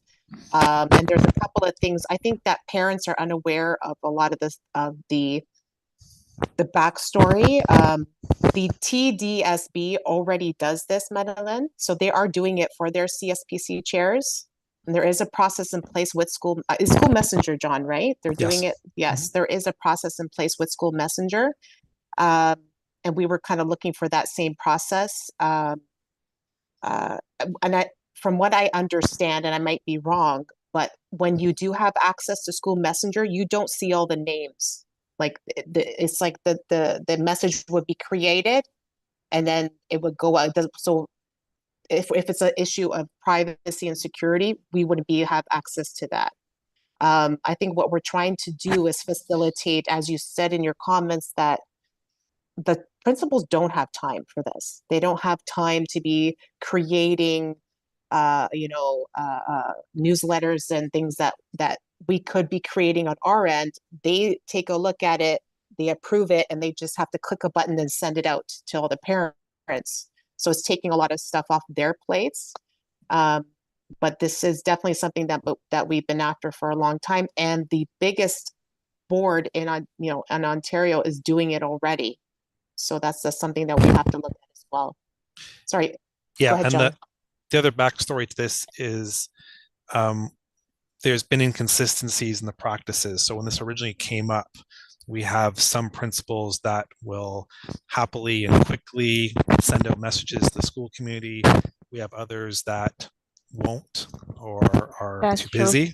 And then we also had an aspect that some councils have their own email lists and are doing their own thing on the side. Other ones don't have the ability to collect stuff. So this was solving for two things: was consistency and ensuring that timely messages can get the parent community that are important for parent matters. It could be as simple as there's reminders of pizza day tomorrow or whatever it might be, or that feedback is needed for X, Y, and Z, or a parent council meeting. So again, some principals are very apt and will work with CSPCs quickly and have the time. Others haven't had that. So that's the backstory for that, why this is before us and why it kind of started years ago. And then it came up that the TDSB was also looking at this issue and they found a way to solve it. and they provide this ability for parent council chairs, with the aspect of parent council chairs are supposed to be elected and responsible individuals. And if you abuse that privilege, then your privileges are taken away. So we have to work on the assumption of trust. And I think that's the crux of what's before us is unless there's opinions differing tonight, I think that was still the original intent of CPIC.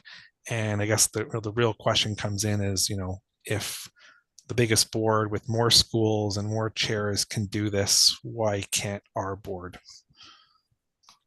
Next was Gabriella, John. Gabriella, go ahead. And just to speak to the trust component, I don't see this being any different than the trust that is given to a treasurer to deal with the funds that are allocated for the school. I think the benefit of this would be, and in time also, I would say, to create perhaps a library of communications. We are, myself in a school, we're very privileged to have a large group of parents that have different skill sets that contribute to the communications, to the fundraising, to the creating of community at the school level, and very aware that there are schools that do not have that. So one of the focuses in time that CPIC does have is to create a library of tools that will be available for parent councils and whatnot. But the communication piece, the reality is, and just to reiterate, principals and secretaries have way more on their plate than what the hours in the day allow for them to do. And the intent of this is to allow for communication and participation from the parents in a way that is engaging and whatnot, without it taking away from, without adding more to the plate of the principal and the administration. And I think with trust being the guiding factor here and responsibility, then I think this is a good idea to look forward to this as a solution or a prospect solution. John, thank you, Gabriella. John, Marcel was next. Marcel, go ahead. Just to speak to School Messenger, as a former chair at the TDSB, the School Messenger system is highly effective. The school that I was chair of, we actually did send out the notices. We did a survey on what languages were spoken the most at the school, and the actual messages went out in multiple languages as well. So as you said, like for pizza day, or if we had a dress down day or fundraisers, it was highly effective. And I think it is beneficial for us to have this now as part of the Catholic school board. You will see the difference in having Messenger for sure. Mr. Peterson? So just to kind of highlight, actually, John, you did mention a little bit of what I wanted to discuss. And so the process currently for Toronto Catholic is a discussion with the principal, the email drafts, put certain timelines. I can't remember what they are. I know I was looking for Appendix B, but I don't think it was put on there. And then the principal physically sends it out. Whereas in Toronto District, there's a similar process with vetting and consultation with the principal. So the workload piece, I would say, is still there. There still needs to be Toronto District's consultation with principal or delegate, similar to Toronto Catholics. But the physical sending it out is with the CS, with the parent council from Toronto District. So I think what we also need to do here is to really just from CPIC provide recommendations back to board. And then that discussion and approval be held at that table. So appreciate the discussion, especially for those who have had work in Toronto District. It does highlight. And as a principal, I have had to send out, I have used the translation feature, which does work quite well. So those are excellent points. John, Brian has his hand up. Brian, Yeah, I don't know if Ryan, you can speak to this, but what are some of the concerns that staff have? Because I remember that board meeting and it seemed like staff really didn't mention anything, but it seemed like trustees really had a lot of concerns about it. So I think, Brian, I remember you being there, and I with you. I think in terms of principal, working with relationship is always something that we're working on with principals and CSPCs, and that's been heavily where my conversation has been at principals meetings, is that working with your chairs, setting meetings, developing agendas together, bringing all the policies within S10 online, and training and mentoring and working with principals. So the further that the relationship piece develops, I think the messenger piece goes hand in hand with that. I think that there's 200 principals, 200 personalities. I never had an issue as a principal working with my CSPC chairs and sending out something. It actually kept me up to date on really where we were at, and it helped me formalize timelines of when things were going out for things like pizza lunch or dance-a-thon or anything like that. So it really does come down to relationship. I think both ways, both systems are going to be a conversation with the administrative staff and the CSPC chair and co-chair. Yeah, and I think I put in the chat, my understanding, and I'm not the trustee on the table, but there was some concerns, I think, about rogue councils or something that, stuff could go out and mixed messages. But, I can't speak. In my school, our process works well. We give stuff to the principal, by Thursday, and it makes on the Sunday email to everybody. But I think that's part of the thing, is some schools are very different. Some have good protocols, good relationships, others don't. So I think this is a means to streamline communications, and then also potentially it absolutely doesn't take away the aspect of the principal to review, but if you have a good relationship, then things can be more streamlined, and it's less having to worry about remembering to put a communication out or whatever it might be that the council requests, and also ensures timely matter. Now I can't move a motion as chair, so I need somebody to move next steps. I will do that, John. But I just wanted to add to that what you had just spoken to and what Ryan had spoken to was relationship building, which is very, very important. But it really saddens me, Ryan, when I keep hearing that not all, there are some that just will not work with their CSPCs and refuse to send out correspondence, and I just to this day don't understand that. So that's something definitely that really needs to be looked at, because that hand in hand needs to happen. I'll throw this in, Putnam. I think yes.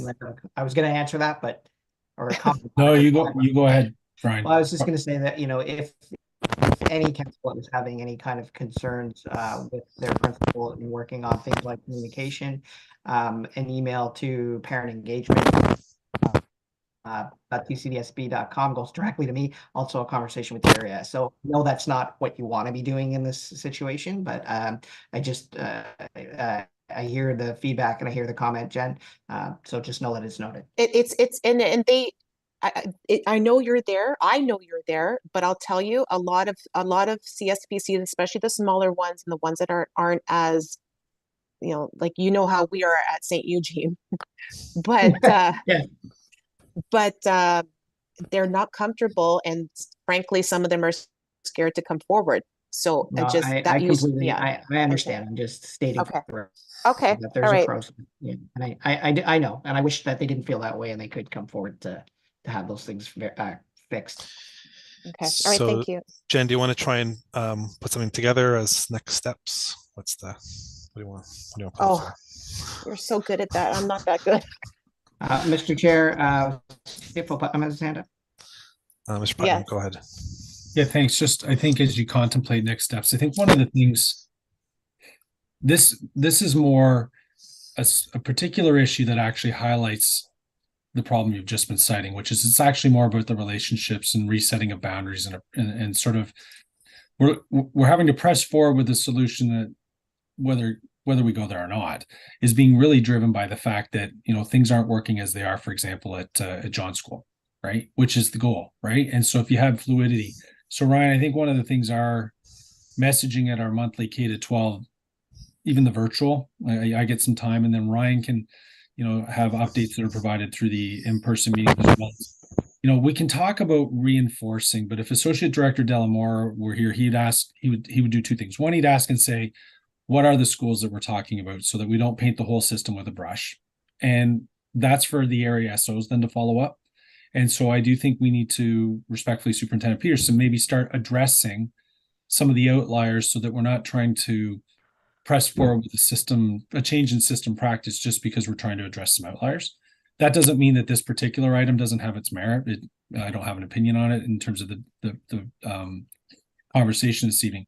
I do recall then when it came forward as a staff report previously, for lack of a better word, staff would have felt that the matter was disposed of. So if it informs your next steps, it sounds like there's going to be a follow-up for the board to reconsider, because it wasn't brought as a recommendation, it was brought as like a staff report, right?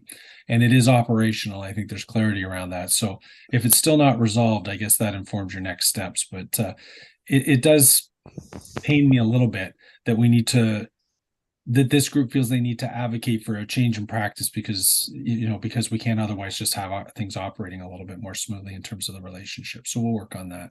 So next steps, I don't know where you're going with it in terms of pursuing, and because it's already come to board once as a recommendation, been referred to staff, and the reports come back. Yeah, and I think as a parenting engagement body here is we always are advocating for the good relationships and fixing those other issues. And yes, this is addressing a symptom, but to your point, it's also a technology solution to further streamline things. So they are two kind of distinct things that are probably intertwined because we wouldn't even be having this discussion if there wasn't conversation and mentions of barriers for parents to talk to parents. Gabriella? And then that'll be the last comment, I'm gonna seek a motion. I think something that's not really a consideration that with this topic is that every year, every school has a potential of having new players at the table. And every few years, every school has a potential of having a new principal at the table. So there is really a renewal of personalities and a renewal of relationships that happen ongoingly with the relationship end of things. So that's also a factor to keep in mind when we're looking at this, and possibly something that is part of succession and part of leadership training. Rochelle, I saw your hand up. Yeah. So besides CSPCs, can we also include CPIC ward reps to have an inclusion in this motion or whatever? Because sometimes we think all the CPIC reps are CSPC reps as well, but we're not. Yeah, I hear you. Like, I think it's important to distinguish rep, the two, because CPIC reps are speaking to councils, not to parents. But I just want to remind you that councils have to invite a CPIC rep to their council meetings. So we never get our issues known or communicated to a CSPC meeting if the CSPC chair does not invite the CPIC rep. So for example, if a CPIC rep wants to be invited and say, hey, these are the ongoing issues that are happening, and this is what's happening right now, this is what's been presented at a CPIC meeting, the CPIC member has to be invited by that council. So there's no voice for a CPIC ward rep to say, hey, can we go to a principal of a ward in a particular ward, let's say my ward, and get that principal to send the message out on behalf of a CPIC rep. So we're excluding CPIC reps here. That's what my feeling is in here. We should also include CPIC reps to have this ability. Yep, but Rochelle, you can send it to CSPC. Nope. If the CSPC says, no, you're not allowed to bring it in, they will not invite you, then you're not allowed to bring your issues forward. Okay. They will only talk about special education and OFC. But if there's an issue with CPIC, and if I want to bring up something related to CPIC stuff, I'm not allowed to bring it in if CSPC does not invite me.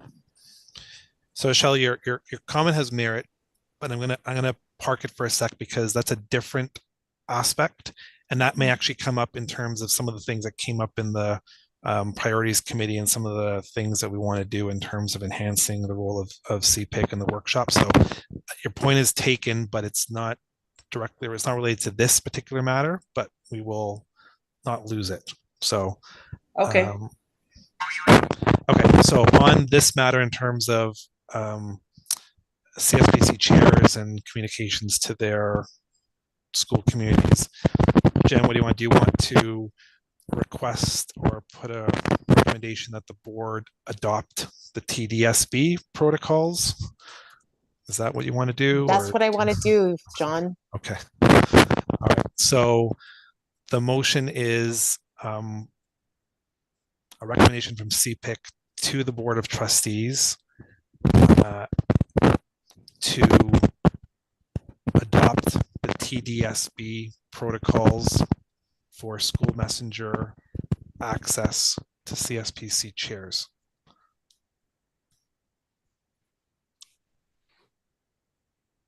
Is that acceptable? Yes, yes, Okay. it's acceptable. Thank you, John. All right, just helping you get there. Sorry. Yes, it's okay. Thank you. Do I have a seconder for that? I'll second, Marcel. Marcel, yes. And you have experience in this, so that's lived experience. Okay. Is there any further discussion to that motion or any changes? I will just add that some training should be provided. Like the Toronto District School Board has like multiple backgrounds, and so but here we have everything in common, that we are all Catholic. So I'll just say that just to have some sort of like tools in place, so for when this happens, so then everybody is on the same channel. Like, okay, so we can add to the motion part 2 that appropriate training be provided to all parties, which would naturally happen anyways, but we'll just make it explicit if that's okay. Ryan Putnam, yes, Ryan. Yeah, thank you. First of all, just for you, Mr. Chair, there is some static or feedback from someone that's coming through. So on the live feed, it's can be a little challenging. So one of the mics or headsets. I think the other thing too is we've established at the last board meeting as well. This is just I think maybe for those that are new to CSPC, and perhaps Mr. Chair, you can elaborate that as an advisory committee, recommendations to board are then referred to staff. So I think it will be good for Superintendent Peterson, and I think as well Marco, and with Ms. Vlahos in communications, along with our new CIO Mike DeMod to. There has been some changing of the guard in terms of those that were last in carriage a couple of years ago when this came forward. So it will be just order of operations. It would be referred from trustees to staff, either to discharge at the staff level as we see fit, or the trustees could request that a report would come back for information of their consideration. So just so there's clarity on how this will transact once it passes through to the board table. Yes, thank you for that. Yeah, and that's why we're putting it to the trustees so that they can decide one way or another that yes, that is the will of the board that this happen, and staff would then need to either execute or come back with a further response to that. Okay, so I have a motion that's moved and seconded. Madam Recording Secretary, do you have that?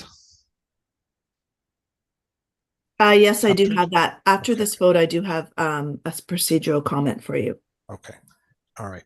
So is there anyone opposed to the motion, which was to make the recommendation to the Board of Trustees that they adopt the school messenger protocol of the TDSB and have appropriate training for all parties? Hearing none, and that is passed.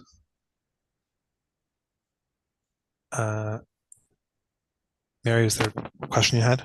Actually, I just wanted to bring to your attention, Mr. Chair, I had a quick look at the bylaws, and I noted that on items 7A and 7B, to the members that were newly elected to the committee had seconded those items. So technically they weren't voting members. So I'm wondering if you want to put those items back onto the floor for acceptance seconders, just to ensure that those passed appropriately.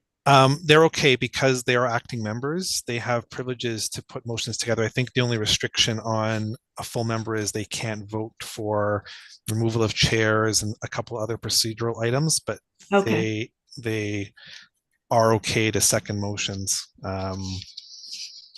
Great. Yeah, because the acting members are only good until the next regular meeting, in which the CPIC committee has to accept them as full members or not, and then they become nothing at that point. But question, and hopefully that clarifies that. Okay. John, I think there's a lot of feedback. It might be coming from your mic. I'm not sure. I'm trying to pinpoint it, but Okay, if it's my mic, I'm going to switch to. Okay, how's that? yeah, it sounds good. Thanks, John. Better? Yep.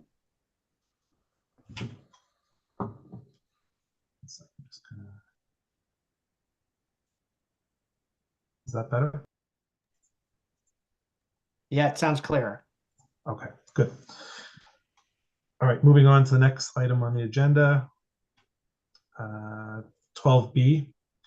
This was a award event proposed template that was requested and volunteered by the events coordinator to put together to help ward reps in terms of facilitating ward meetings or ward events.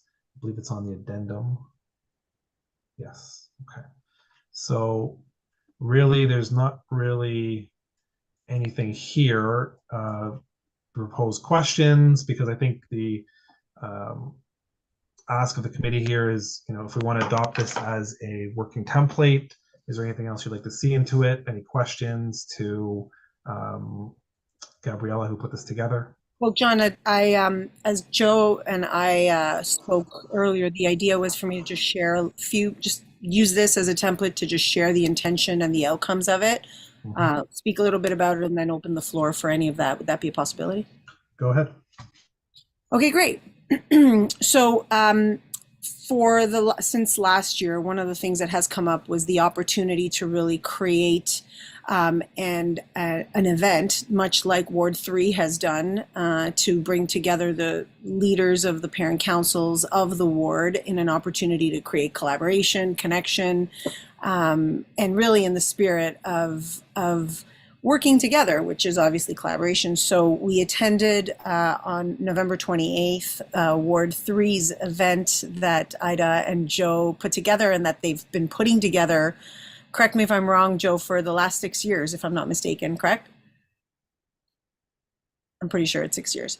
Well, we've been working together for the last 6 years. So we've had 2 events in the 6 years. 2 events. Okay, perfect. So one of the things when this was brought to CPIC was that there was an interest for other wards to replicate this and to create an event such as this. When we review the proposed priorities and budget, you'll see some of this reflected in what was created there as well.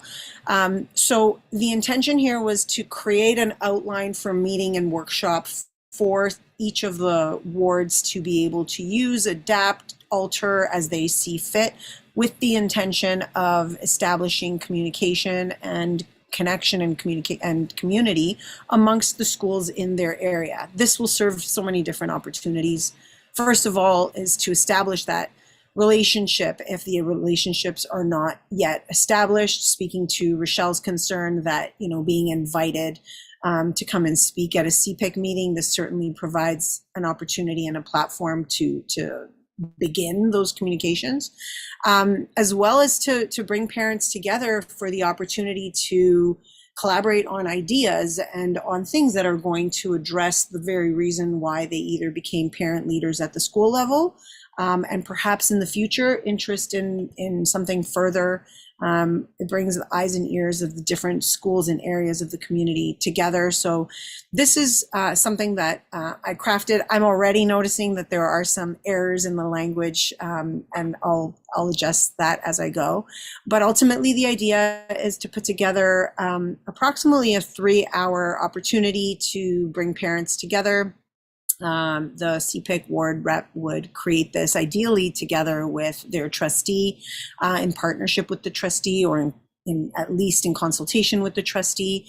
In the past, I did notice that at Ward 3, principals were invited if they wanted to be a part of the conversation. There's meal that is provided. People always come when there's food. Come on, like if there's good food, people will come, right? I mean, this is perhaps the idea behind the meetings that I've gone to, but it does work. And so the proposed agenda for this would involve obviously like a welcome and the prayer, an overview and setting the stage for what the opportunity will be is to bring people together and really at the end ultimately emphasize the importance of enhancing parent involvement and parent engagement for student achievement. And the idea is to create a now, a next, a now, a new, and a next in the discussion piece where there's the opportunity to create and connect over the victories and the challenges in parent engagement, where I point to the errors that I noticed. The first line of the now, it says supporting for parents basically and supporting their children. And that's not what that's supposed to say. It's supposed to say their children, the children's school community. So anyways, you can follow through and see what steps 3, 4, and 5 speak to. The idea here is that we get parents in the community speaking together, sharing ideas, collaborating, and establishing community moving forward so that there's an effective way that ward parent or ward parents can stay connected after that. Concluding with some feedback from the event and closing remarks. Inside of this, one thing that we thought was really great that Joe and Ida put together is keeping in mind that there are a lot of new parents and there are some simple processes and practices that they may not be familiar with or have begun to use. So it really does give the opportunity for more seasoned leaders to come together with new leaders and do an exchange of information and knowledge and ideas. And the final piece, there was one more thing that I wanted to say to this and it just escaped me. So oh yes, and the proposed idea is to ideally have the meetings in and around April for this year. Speaking to Marcel's point in the chat about, and I'll just point to it specifically, an informative event, benefiting everybody. This would be a great opportunity to do so. Let's call it in April of this year, and moving forward, it'd be something that gets established around November. To greet the new CSPCs and start that communication at that point. So with that, does anyone have any, Ryan, I see your hand is up. Do you have any questions? How can I answer? Not so much a question, Gabriella. I think it's great. I think doing the events system-wide is a wonderful initiative from CPIC. I just have a procedural question for John. Our communications liaison Marco just wanted to do an update at the 11 mark, but we're on 12. Is there any way he can jump in after? It looks great, Gabriella. Thanks. Sorry, does he wants a communications update? Yeah, he just wants to jump in after this item if it's possible. Otherwise, I can update later. Usually general kind of updates and stuff happen at the end, unless it's like urgent. We can leave it at that. He can maybe send me something. All right, then you can facilitate that. Yeah, thanks. Okay, so I guess are there any further questions to the events coordinator in terms of this template that provides some value add for other members? Anything else you'd like to see? John, I'd just like to add something. Yes. To any of the new reps on our committee, if you're still not 100%, but you really like to put on one of these events, please don't feel shy to reach out to myself or Gab. We are more than happy to help with anything that you might need to set this up. We kind of love doing events and that's our thing. So more than happy to help. Well, and what I'll add to that is stay tuned because we will be creating some opportunities to connect in the next couple of weeks for those of you, anybody that might be interested in setting this up in your ward. So it's not that you're just left with a template and then off to the races.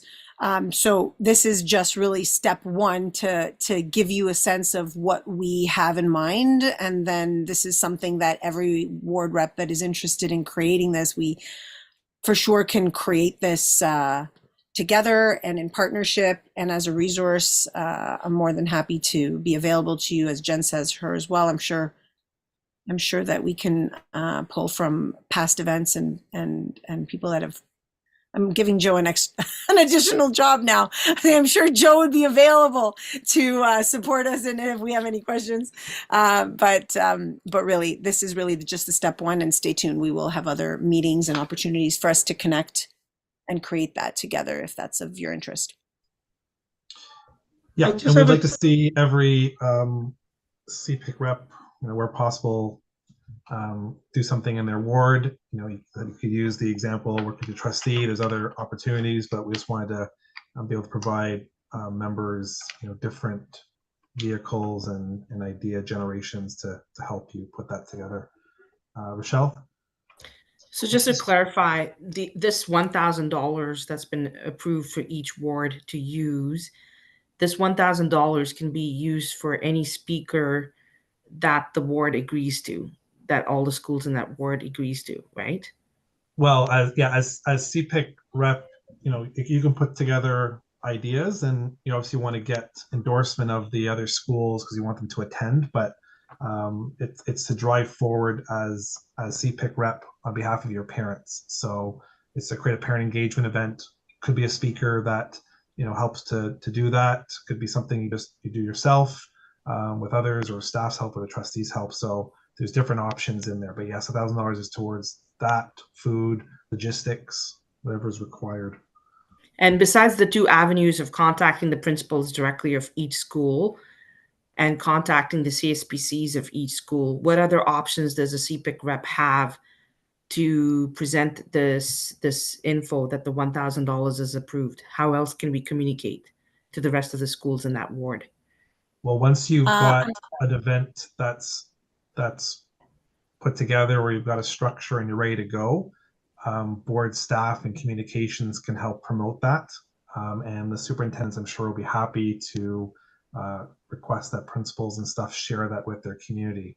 But that's kind of the second step. The first step, I'd say, is put together an agenda and something that will be well received. And then I will help you go through the right channels to get that promoted if you're not getting the traction you need. Okay, thank you. That answers my question. Marcel?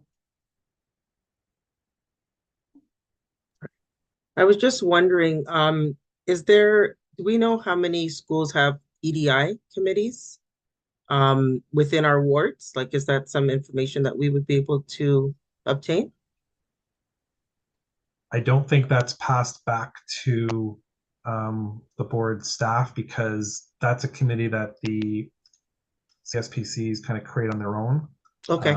But I'll ask Mr. Peterson to ask if that's So ever come up. Through the chair, thanks. Thank you. For the question. From a CSPC subcommittee of an EDI committee, no, I wouldn't have that information. But from the EDI committee, we have what are called champions at each school. Those are typically their teacher reps or staff reps that work within the school committee. That information I probably could get from our superintendent of equity, but through a parent council piece, I wouldn't have that info. Thank you. Hope that helps. Can I get a motion to receive this? I will, John. I will, John. And then we'll make it available as part of our CPIC resources to members. Thank you, Jen. Have a seconder? Let's see, wait a second. I second that. Franco, thank you. Anyone opposed to that? No. Okay, so motion passes. In my first error in the meeting, I did miss 11, which was there was a communications item from the Angel Foundation for Learning on the addendum. So we'll go back to that.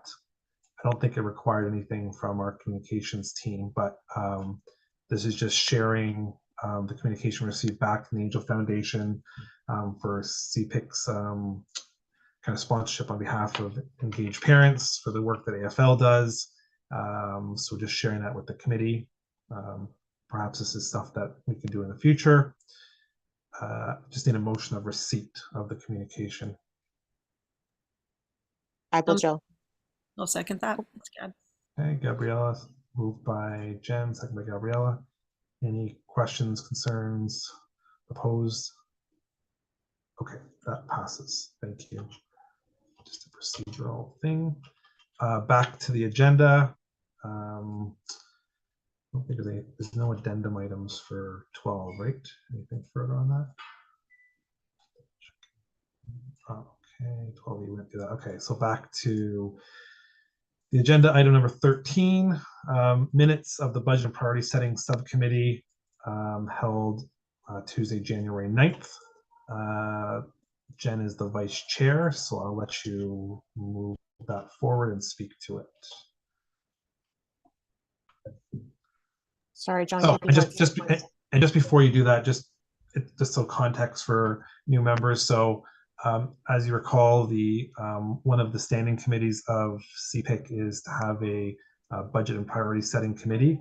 And what that committee does is it outlines the priorities for CPIC for the year and the budgetary items that CPIC itself is looking to do, and makes allocations for those. And then based on that, then those in the executive and others then will move forward with bringing those things forward and next steps. Okay, go ahead, Jen. Give me a second here, John. There it is. Can everyone see that? Okay, so we had the on January 9th, we had the budget and priority setting subcommittee. Basically, it was a very interesting meeting, and we did go over quite a bit that night to come up with this budget going forward. We had spoken about there were 6 main areas that we were wanting to bring forward. The biggest one is our one of the larger ones is our knowledge hub, and that's Gabriella's brainchild there.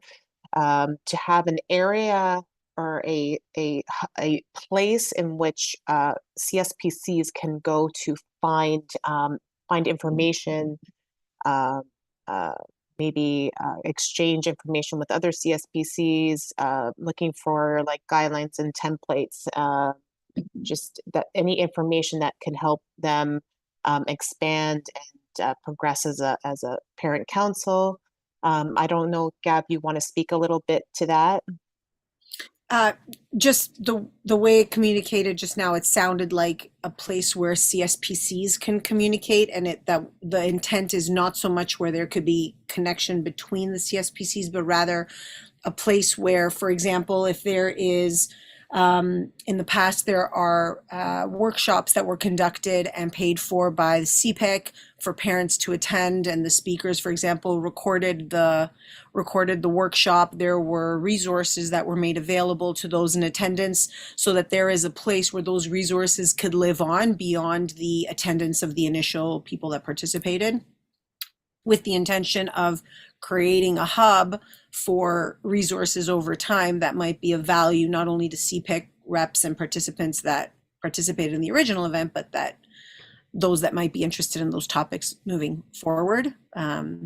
Just to clarify, but yes, as a hub for that information. The largest item on our budget is the conference. That's something that we're looking forward to doing coming up in the fall, because it's going to be quite a large event. And we set aside 25,000 for that. Sorry, 10,000 for the Knowledge Hub, 25,000 for the conference.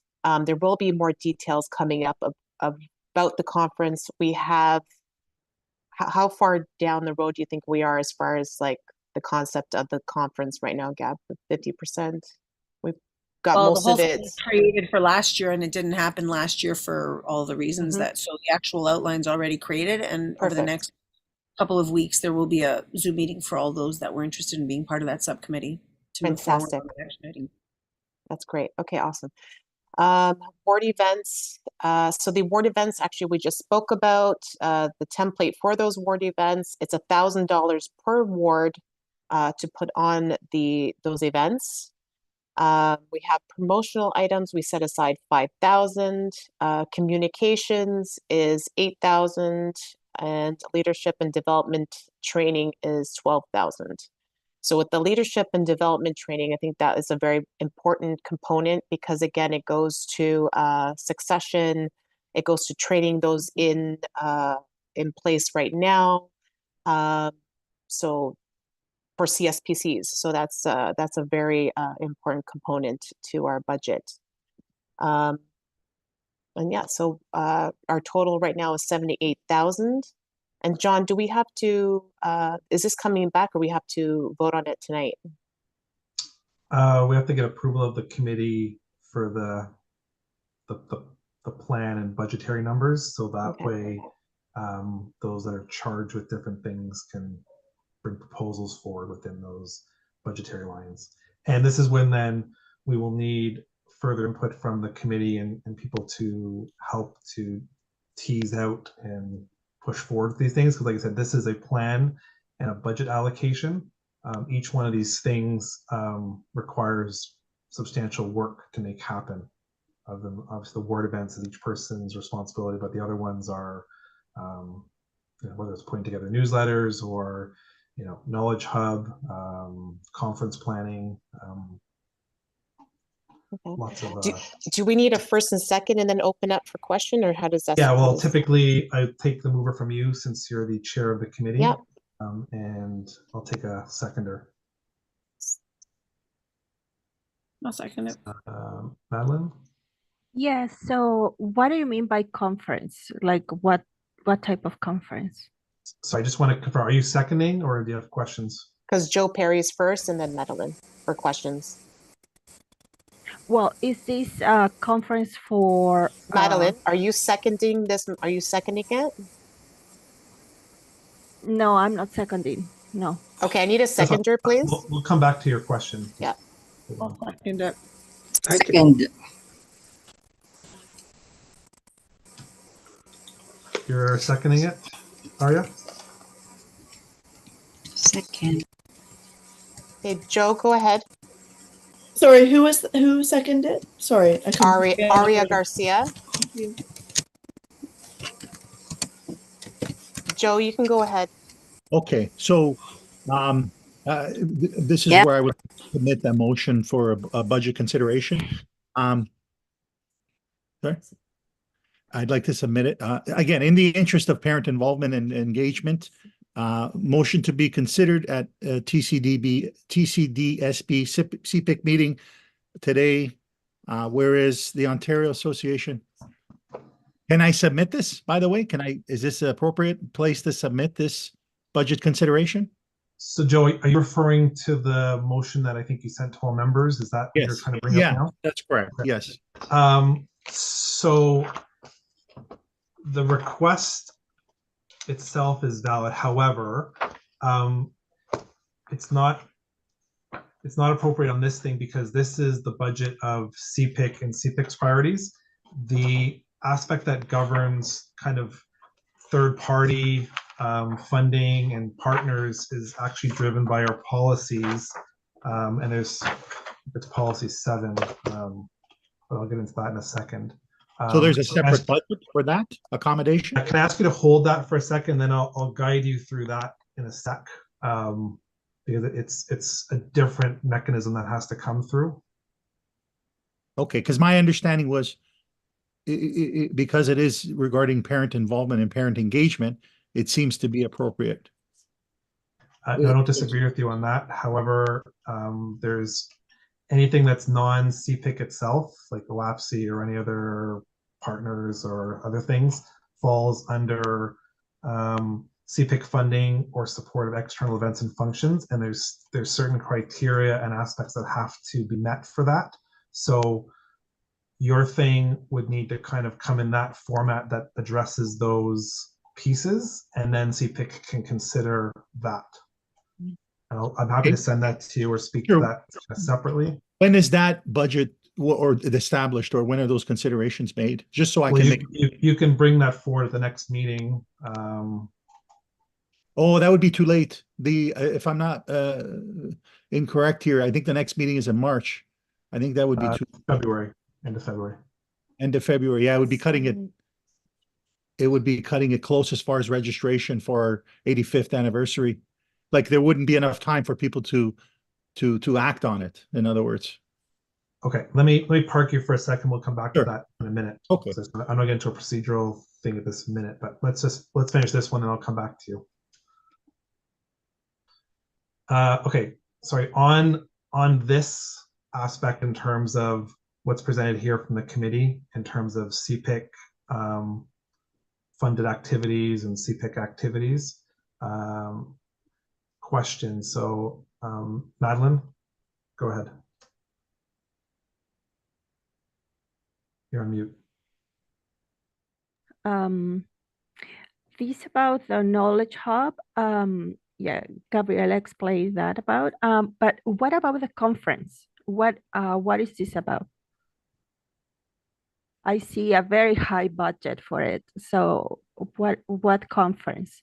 The conference would be basically where you have hundreds of parents attend a CPIC CPIC run conference that would host parent workshops, speakers, a full day activity. It's board wide, madam. It's all parents would be invited. Okay. So in the past, CPIC has run conferences like this, on a Saturday at the board offices where parents across the board are invited, and then CPIC basically facilitates workshops, speakers, a whole day's worth of activities. So as Gabriela mentioned, she's got some plans in play, and what we're doing here is basically saying we're establishing a budget for that. Could be less.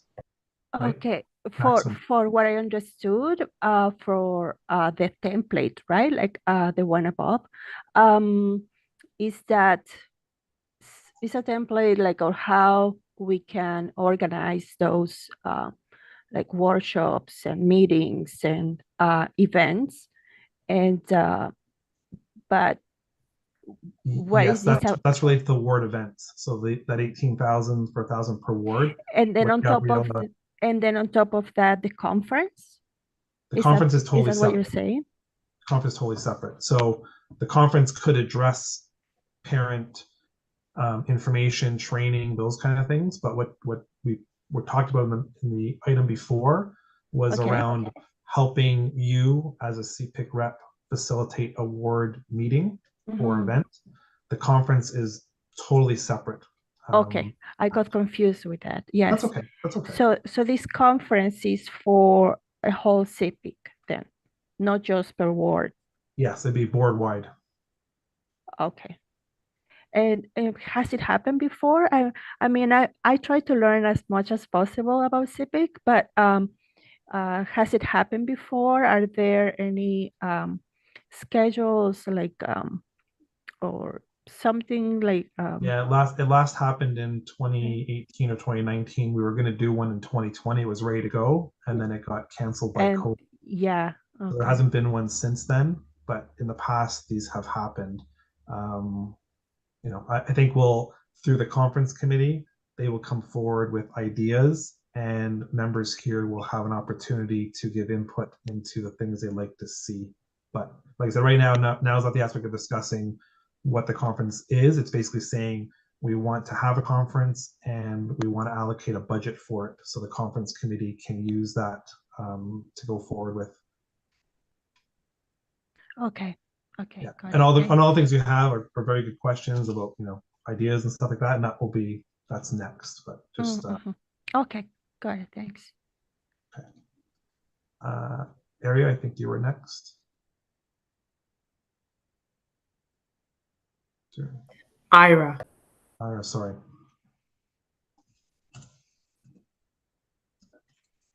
No, I just second the motion for the budget. Okay. Budget, several items. Okay. Any questions or amendments to that? None, sir. Okay. Thank you. Michelle? How many parents would this conference cover approximately? Well, just a baseline. I think the Catholic Education Center, like the board offices, can handle about 400 or 500 people, maybe a little more, depending how they're spread out in the building, if that's where it was taking place, because it would have to be on a board property because we wouldn't be able to afford hosting it somewhere else. It'd be way more than that. And we would be able to have it on 3 separate days for people covered in the east, in the middle, and the west. Well, I Would think that be needs to the be aim? determined in terms of, is it one big conference? Is it split? Is it broadcast? So I think that's the next step, is for members of the conference committee to come back with, what that looks like. And then the committee will finally vote on what that will look like, or just the subcommittee? The committee holds final authority on, the conference details. Okay, thank you. That answers my question. Anything else from anyone? Just scanning names here.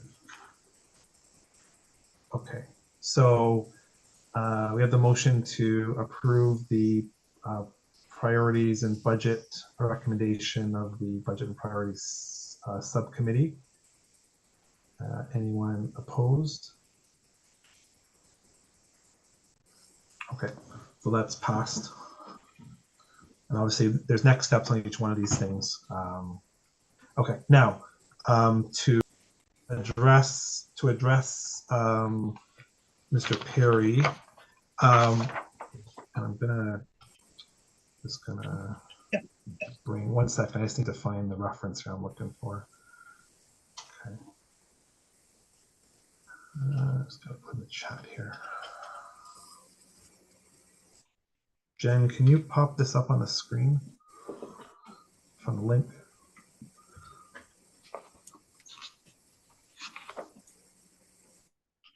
And then go to page 14.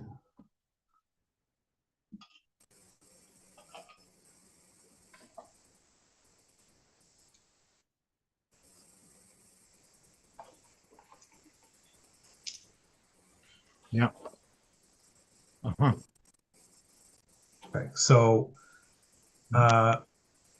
any requests for CPIC to sponsor external events or activities needs to conform to this. So just go up a page to page 14. Okay. Basically, I don't think there's any alignment issues between OAPSI and CPIC in terms of parent engagement and Catholic organizations, so that wouldn't be an issue. But making sure that for CPIC to sponsor any external thing, need to make sure we understand, what is the event all about, validate those outcomes, which I don't necessarily think is a problem. And then number 3 has to be met for that. So that's the only reason why I'm saying is, I know you have your motion, but I'm not sure all that stuff has been addressed. And then it would need to come forward as a motion, because it could be a substantial, well, I guess it depends what the financial ask is. And I hear you about the timeliness of those things, but I'm just trying to make sure that there's alignment in terms of how those things come forward. So in lieu of the policy itself, which I can appreciate, it's more the fact that there is a stringent timeline that I would think that there could be, or my suggestion is that there's a consideration or reconsideration to open up the budget to this item.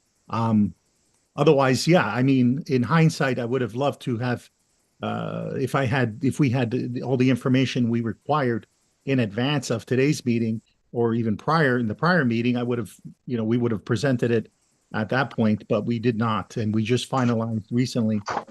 The registration itself is going to be open during sort of a time frame which is going to be taking place in March and very likely be closing in March.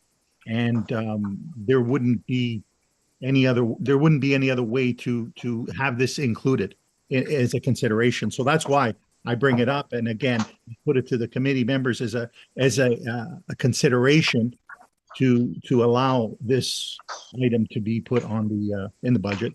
Again, because I heard it so many times mentioned, parent involvement, parent engagement, parent involvement, parent engagement. Then when something's raised, at least from my perspective, it seems as though, we're referencing a policy or a bylaw that I can appreciate. But again, I would imagine that there could be an exception made if the circumstances, substantiate the consideration. Further, in terms of the qualification of the event, I would think that most people are aware of the existence of and the history, if you will, of OAPSE. This is our big banner year, 85th anniversary, and we have big plans to really get the community involved and get a lot of people out there, a lot of parents, of course, and we're looking at having a big headliner and in terms of a keynote speaker. So we really thought this was an appropriate place to have the support, the CPIC support in terms of in regards to Toronto parents that want to attend the event. And that, of course, that gets into my actual my motion and some of the details about that. But, so I mean, that's sort of the reason for me wanting to put it forward and have it considered. Yeah, and I want to give all members the full background and all those pieces, and to be able to kind of see what your agenda looks like and what exactly the ask is of us. So I guess the first question is, and I'm kind of taking the leeway to entertain this for a sec, is when is your registration supposed to close for this event? I think it's happening in April.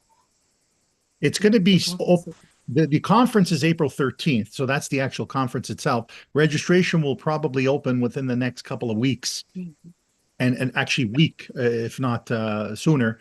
And then it'll go for about a few weeks, and then it'll conclude in terms of the registration window. So we're basically, in a nutshell, looking for sponsorship of the Toronto parents that want to attend the conference and having some support financially to enable them to attend, basically.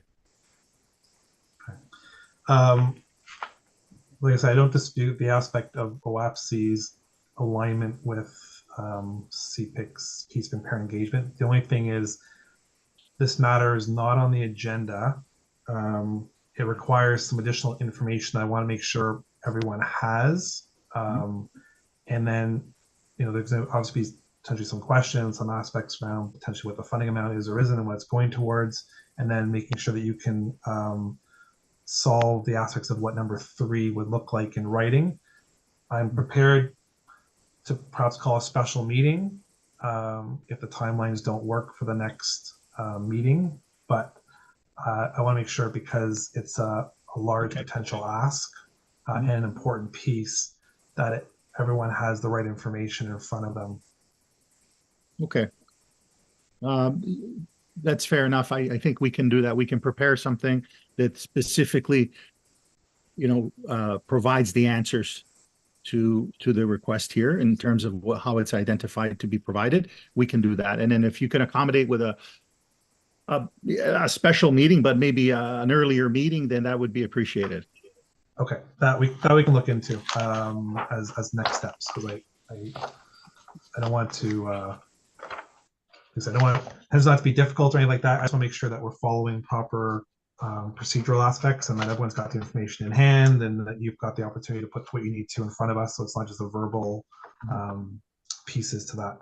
But just for the clarification committee, OAPSE is a Ontario parent group, Catholic parent group, and they're having a conference in April, and they were seeking support for CPIC, potentially for financial sponsorship, and I would guess also for promoting the event. So I want to make sure that all members kind of can see what the event is, what it's all about, give them an opportunity to make their ask. But it can't be done tonight.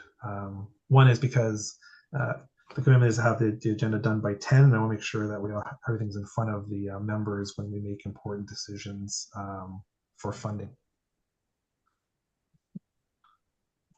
Okay, so that's the ruling of the chair.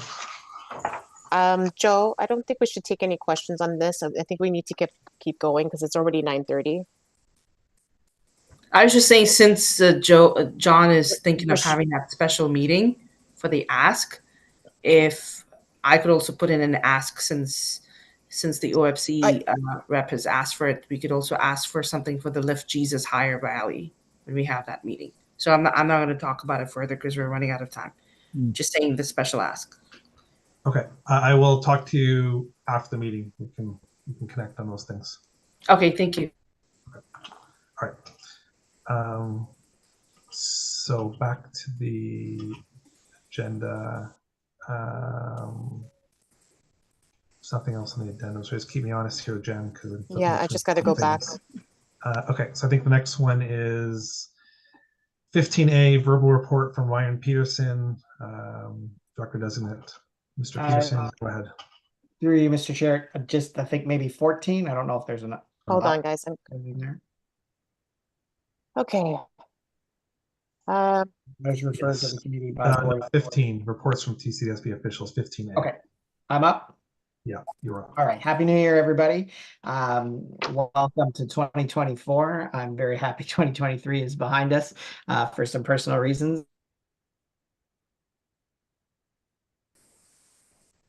And thanks so much, everybody, for your work and continued school board.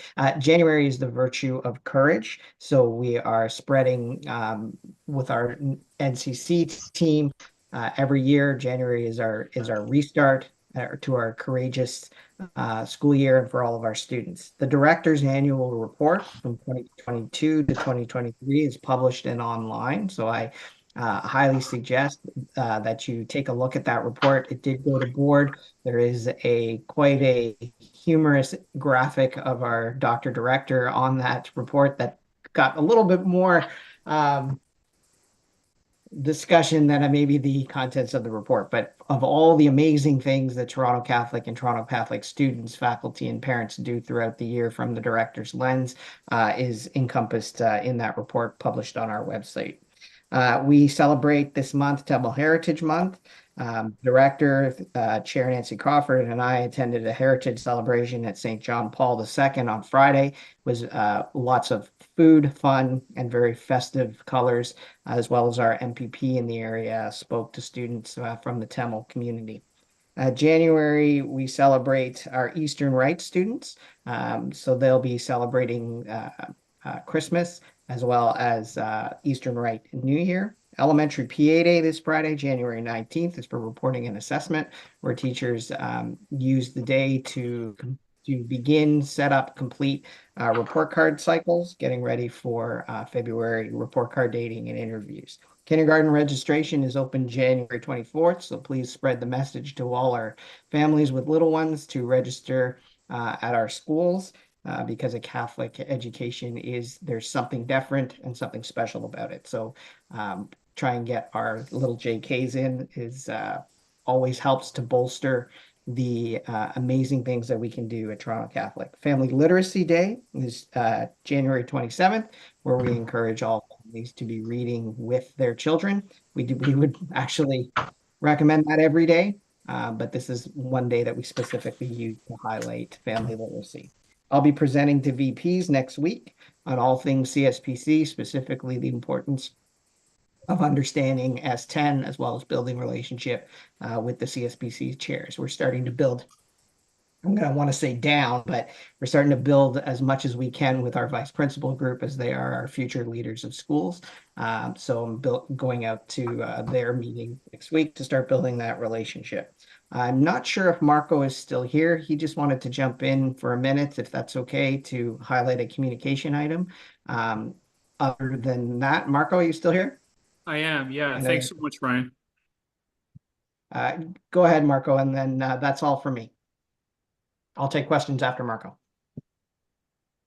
Okay, hi everyone. Good evening. I just shared some links in the chat, and this is just directly related to what I'll be discussing. So first of all, yeah, my name is Marco Oji, and on behalf of the communications team, thanks for allowing me the opportunity to speak with you this evening on 2 items. So the first one is awards night. One of our key initiatives is the upcoming awards night on May 6th. It's an event that celebrates the remarkable achievements within our community. We rely on your insights and active participation in nominating deserving individuals. Your recommendations are instrumental in highlighting the exceptional contributions made by members of our community. So something we've done a little bit different this year is we've streamlined the nomination process, making it more efficient and user-friendly. And our communications team has sent out a detailed system message with all the necessary information about the awards, simplifying the process for everyone. Specifically, we're seeking nominations for the Alumni Award, the Award for Merit, and the Friends of Catholic Education Award. Each award has its own significance, and we're eager to see your nominations that reflect the diverse strengths of our community. I'm also proud to introduce the Anne Marie D'Amico Memorial Award. Through our communications channel, we aim to honor Anne Marie's legacy by recognizing individuals who embody her spirit of compassion and community service. That's my first item. I'm going to go over my second item, and then if there's any brief questions, I'd be able to answer them. The second item I'd like to highlight is kindergarten registration. Our team has been hard at work updating our website. Our goal was to create a more welcoming and informative online experience for new families. We believe that the journey of education begins with this first interaction, and we want it to be as supportive and engaging as possible. The website now features improved visuals and easy to navigate layouts designed to guide families through the registration process. From outlining necessary documents to preparing for the first day of school, our team has worked diligently to ensure all information is clear and accessible for when registration opens next week on January 24th. Our commitment in the communications and public affairs sector is to keep you informed, engaged, and connected. And thanks so much for your time. I'm happy to take any questions on the director's designates report, and Marco can answer any questions on his 2 items. Any questions of the superintendent or communications officer? Okay, can I get a motion to receive the report? Sorry, John, I can't put up my hand. Yes, okay, go ahead. You also make the motion to receive? Yes, I do. Okay.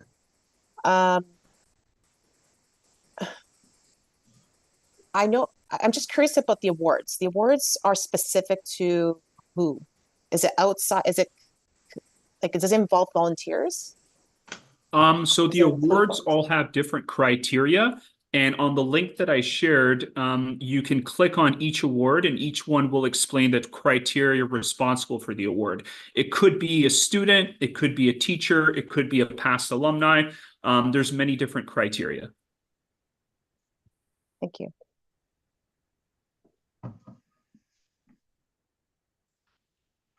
Okay, can I get a seconder to receiving the report? I second that. Madeline, thank you. Thank you, everybody. All right, all those in favor? Or actually, anyone opposed? Okay, seeing none, we'll take that as unanimous. Next one is update from the trustee or trustee alternate. Trustee D'Amico, anything you want to convey? If you're still on. Sorry, can you repeat that? Any updates you want to provide the committee on what's going on at the Board of Trustees table or anything else relevant from the trustees standpoint? Well, just myself personally, I'm glad to be back on CPIC. It's been a while, things have changed. So I'm just trying to catch up, get up to speed again. And it's good to see you. Good to work with you again, John. Thanks, Frank. We look forward to your endorsement of our activities and support. And I will give the chair of the board, Nancy, anything you want to convey or updates? Thank you very much, Mr. Chair. I'm very glad I signed on tonight to hear and listen. And I think you're all doing a wonderful job and you're very engaged. And I'm happy to see new members coming on and the work that you're doing and the exciting activities that you're planning. And glad very much in support. And thank you. Feel free to contact me should the need arise. Thank you. Okay, motion to receive the trustee representative and chair's report. I will, John. John. Jen, seconded by. I'll Marcel? second it, Gabriella. Okay, Gabriella, great, thank you. I'll assume that's unanimous on that. We have the written communication from Joe Perry and OAPSI. I think Joe left. So we'll, that's on the addendum, item number 17A.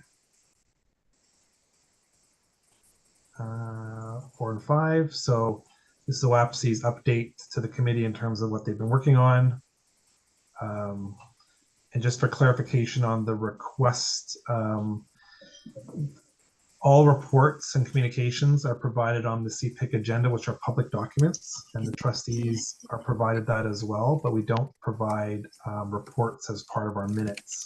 We only provide our final recommendations that go forward to the Board of Trustees. So I just wanted to, if those of you see that request in there, that's not how the committees operate in the board. Maybe different in other boards, but not at TCDSB.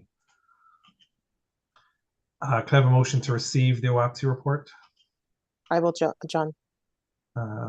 Jen, seconded by? I will second it, Marcel. Marcel, thank you. Anyone opposed or have anything, questions on that? Okay, seeing none, we'll accept that as passed. I think we're at the end of the agenda.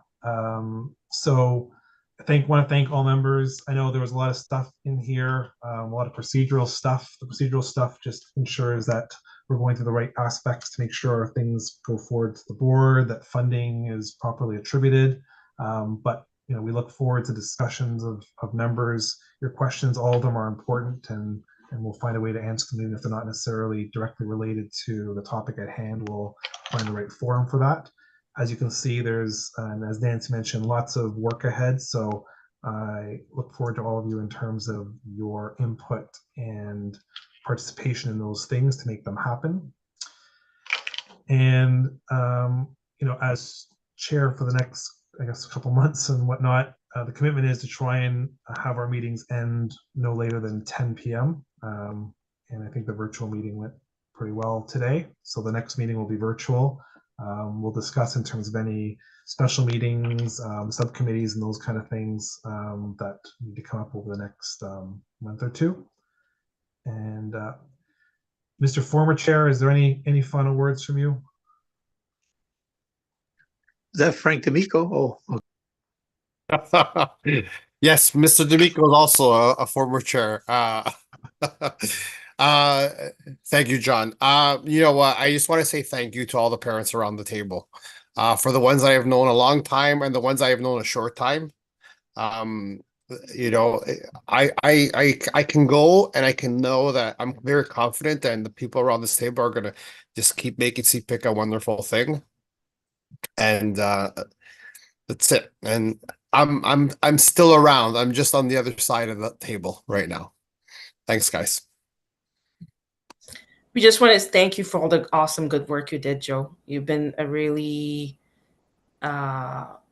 you like my first year, you were the chair, and I liked the fact that you were very open to come to and answer all my questions as a new CPIC person.